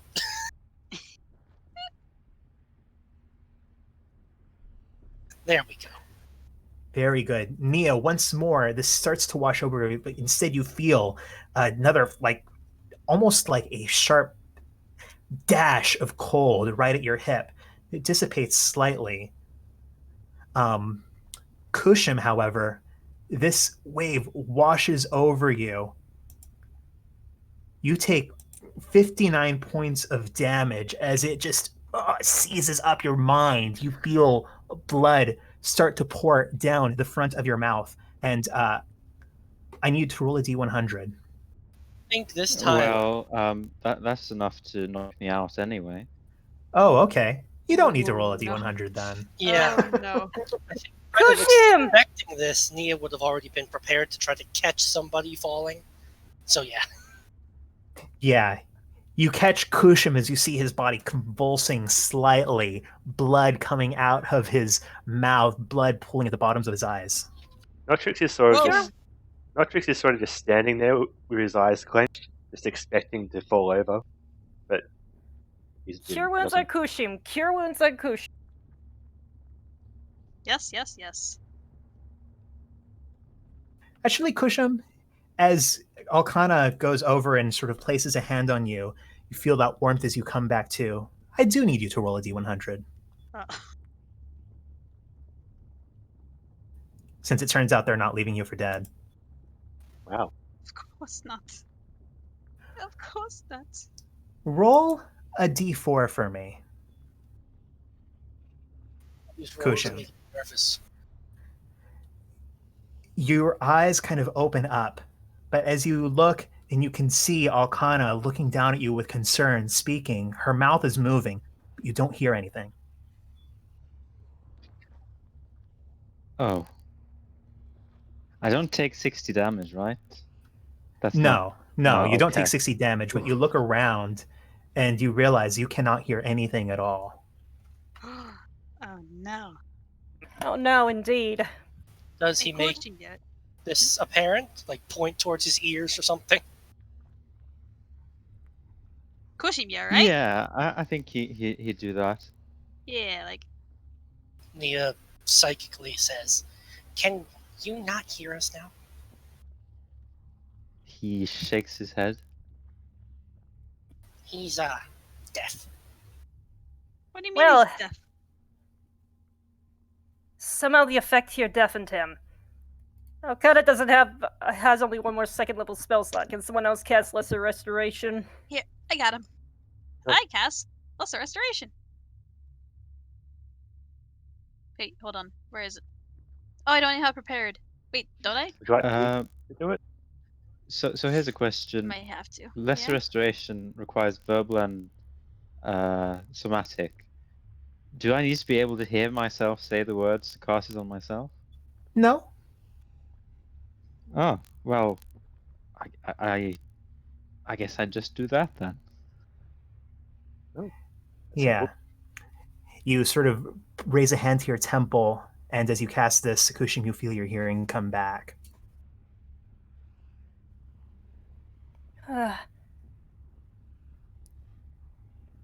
We're not going to Okay, survive very long in here if that Kushim. keeps happening. Is that protection from good or evil not doing much for you? Jeez. Oh, that spell has fizzled out long ago. I would have to cast it again. That Uh, makes sense. Since you described it as like a wave, was there a direction in which it came from? I mean, probably coming more from the center, if you had to put a direction to it.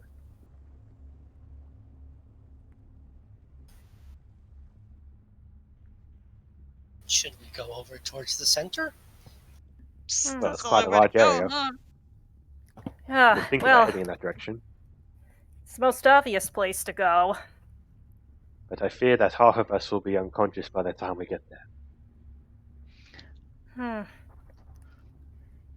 I think Kushim is going to recite an incantation dedicated to Eladinis about the refreshness and healing properties of waters, which is a very roundabout way of saying he's going to cast Healing Word a couple times. All right. Would you like any more? So,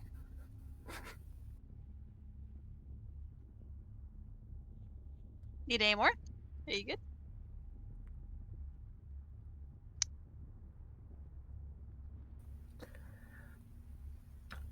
so as you start to wend your way down through this sea of mist, of steamy mist, you can see that these trees, they seem to just become this web of gossamer threads as their vines just seem to divide endlessly as they rise high up. You can sort of barely see the sides of these huge, just cyclopean edifices of these broken stones that form the edge of the volcano before they disappear in the smoke.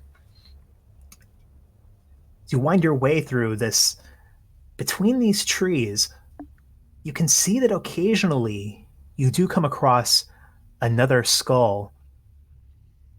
And you see one or two of these trees seem to have pears growing from them. As you pass one, you can see that there is another unfortunate, a figure with no eyes, with a broken jaw, just leaning against one of these trees, clearly dead. Damn. Should we take a closer look, or I suspect it's going to be very similar to what we saw before. Yes, let's I not waste guess- any time. Nia takes a look. It's similar to what you saw before.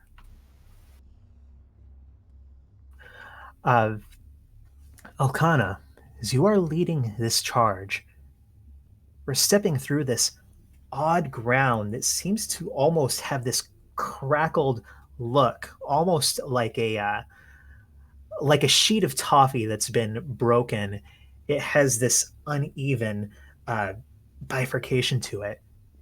Before you step, and then you feel this ground just start to fall away under your feet, and you see this pillar of steam shoot straight up from there. Alcana and Notrix, I need both of you to make dexterity saving throws. Oh no. Ugh. Oh god, not pillars. Alcana, you take 18 points of fire damage from just the heat of this steam that shoots out of here as you throw yourself back. The rest of you can see where the ground is just sort of split, and it created this pillar. And then you see things moving around within the pillar. And you see this form, almost ethereal, almost you can very vaguely see the outline of what seem to be horns and claws. This form kind of emerges from the pillar, and I need all of you to make dexterity saving throws now. Oh my god. Okay. Ugh. Still no +2, I assume. This one you do get a +2. It was still bad. But that's 11. Could be worse. Luckily, its DC is only 10. As it exhales over all of you, you all take 1 fire damage. You see this thing kind of dart between the trees and then disappear back into this pillar that is shooting up. What a build up. Well, look out for more of those now, I guess. Jeez. Is it still like on the attack? Like, did it look like it just fled, or does it look like it's just preparing to like strike you? It seemed to bounce out of the pillar between a couple of these trees and then back into the pillar. But as you stick around here, Dawn, continuing to stare at it, you suddenly see another outline burst out of this pillar, and once more, I need everyone to make another dexterity saving throw. Yeah, we gotta get away from these pillars. Ooh. Yes, pillars clearly aren't very good. Cool. Good job, guys. Yeah, as this breathes hot steam over you, you all manage to kind of half duck, but you do all still take 2 points of fire damage, and this one once more lets itself fall back into the pillar and disappear. Keep moving, keep moving, keep moving! Yeah, I Yeah, think we we're gotta just gonna go. walk away from the pillar. Well, Yeah. You- Let's just yes, keep yes. sprinting forward. Yeah. You keep moving, winning your way through the trees as the gradient continues to slope downward and downward until you find that you are on a bank, this thumb of land, uneven, on 2 sides divided by these rivers of roiling smoke that almost has this weight to it that seems to loll over itself as it is rushing down and dividing you from what seems to be the next piece of land that will take you to the center. What are you guys doing? How far across is it? It looks like it's around 15 feet across. Oh, okay. And this river is it's like lava? It's smoke, but it is this thick smoke, this smoke that seems to have a mass to it. I guess it's not a problem for Dawn. Dawn can fly over. Yeah. Oh, I'm trying to. Don, how about you take a rope over so the rest of us have a better chance? Sure. yes. If it doesn't burn, do you think it'll burn over that? Over the smoke? Remember when we were navigating the crags and juniper and do it like that? All right. Okay, I will grab a rope fly to the other side and see if there's anywhere I could tie it to. I mean, there are trees all around where you could tie it. All right, easy. I find a good sturdy branch and he ties the nice knot that he learned at boot camp. All right. See, the Don has tied this pretty secure-looking rope across this river, high enough that you won't get scalded if you cross it. Oh, yeah. Well then, definitely. let's cross the thing. Right, Sweet. who's crossing first? Alcana? All right, Alcana, acrobatics or athletics, this is a low DC. You manage to just kind of urge yourself, relying on your boot strength, get across, hop down to the other side. Who's next? I suppose Nia might as well. All right, acrobatics or athletics? Easily, you do a whole tightrope routine. You look like a ballerina. You hop down onto the other side. Who is next? Okay, I think Kushim is going to go next. I was considering using a spell for this, but probably not worth. Kushim, as you grip the rope firmly in your hands and start coming across, suddenly you all feel another wave wash over you. Same as before, everyone roll a mental save. Nia gets advantage. Alcana doesn't need to roll. No +2 again? No +2. Hello? Nurse. No. Oh no. But you know what? I want to see if anything happens, so I'll take that. Sure. All right, so that looks like Notrix and Nia failed. You both take 68 points of psychic damage as you just feel this splitting migraine crossing you. And Notrix, Notrix are you still up? Notrix just falls against the tree and just is out. Nia also falls over. Yeah. Notrix, go ahead and roll a D100 for me. But I'm out. Okay. 83. All right.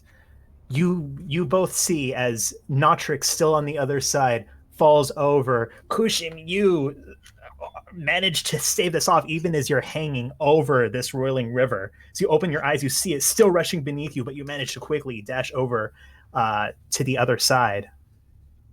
I got him. I want to cast Cure Wounds on Nia. I'm going to do a first level just to get him up. And then I will cast Cure Wounds. I will fly over and cast Cure Wounds on Notrix. Notrix, as you open your eyes, you see this strange creature in front of you. You look around, you're in some kind of a weird forest, but the trees look like they're made of some kind of crystalline stone. You look and you see on the other side of this bizarre river are all of these strangers, people you have never seen in your life. You do not know how you got here, who these people are, what you are doing in this strange place. Hey man, you're right. What are you? Where am I? What? How hard you hit your head, man? Was I out? Did you save me, little strange thing? Did you just call me a little strange thing? Hey, do you know who I am? You look kind of like a fairy from the fairy tales. Oh god. What's that spell? Oh! Hey! I think this will help. I want to use a foresight to, get my lesser restoration back. All right. Okay. And, You now have lesser restoration prepared. hell yeah. Okay. I'm gonna use lesser restoration on him. Yeah. As this odd thing touches you on the shoulder, Notrix, suddenly you feel this confusion wash away from you, and you know where you are. Oh. Now I get it. Thanks, Don. Alright? Yeah, that was so odd. I had no idea what was happening. It's just a little bit further now. I suppose so. One quick question: how long was it in between this attack and the last one, approximately? It was, a few minutes, but oh yeah, Notrix going down would have ended that Zephyrus orb. So as that happened, you guys suddenly all feel you lose your visibility. You start coughing. I guess Magic, do that orb thing again. Notrix does the orb thing again. Let me just roll a d20. No, the book's still fine. Yeah, Notrix, once more you manage to unsummon, or not unsummon, but to dispel most of this mist and smoke in the immediate area. You just have the rope before you. Notrix, go ahead and make an athletics or an acrobatics check. Before I do that, I might just healing word myself a little bit. Yeah, that's better. Okay, acrobatics or athletics. Very easily, you manage to just tiptoe right across the rope onto the other side. You join everyone else. Connie, you can see that you don't have very far to go before you hit the center. Should probably pause to let the other people in her group, her dear friends, recover themselves a bit more before then, making the final. Let's get some more healing on Nia. Yeah, Kujum is going to cast Healing Word on Nia. Now Kenneth's going to cast Cure Wounds. Wow, that was pathetic. Wow, look at all those ones.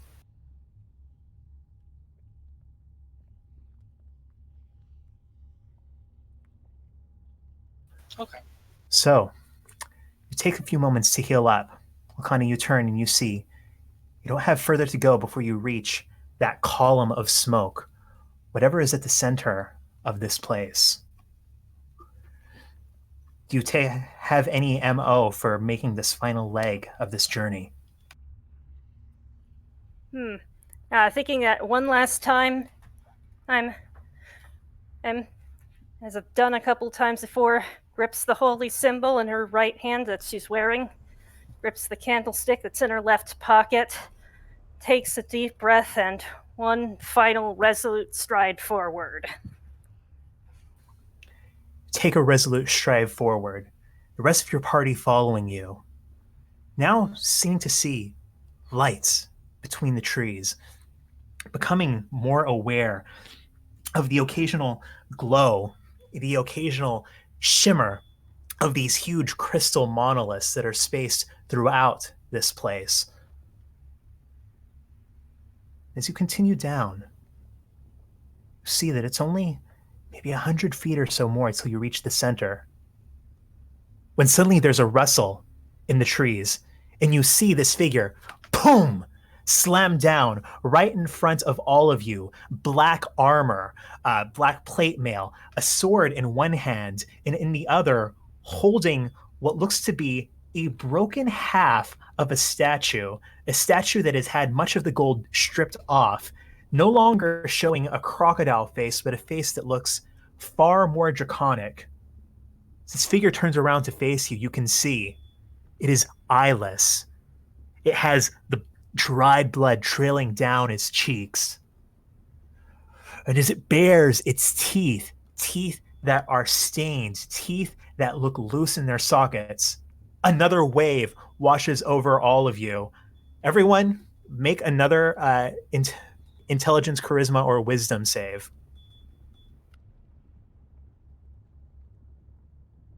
Oh, rerolling that. Or actually, no, I'll just add.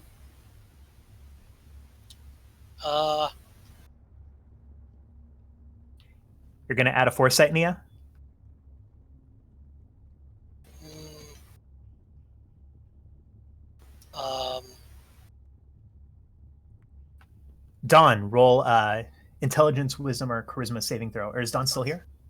Julia's not here. Oh, shoot. All right. I'll go ahead and roll for Dawn then.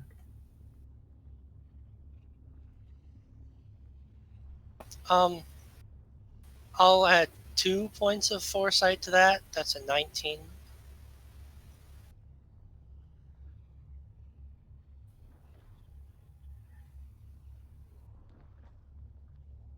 Very nice. And as you all manage to stave off this rolling psychic effect, which this figure does not seem phased by at all,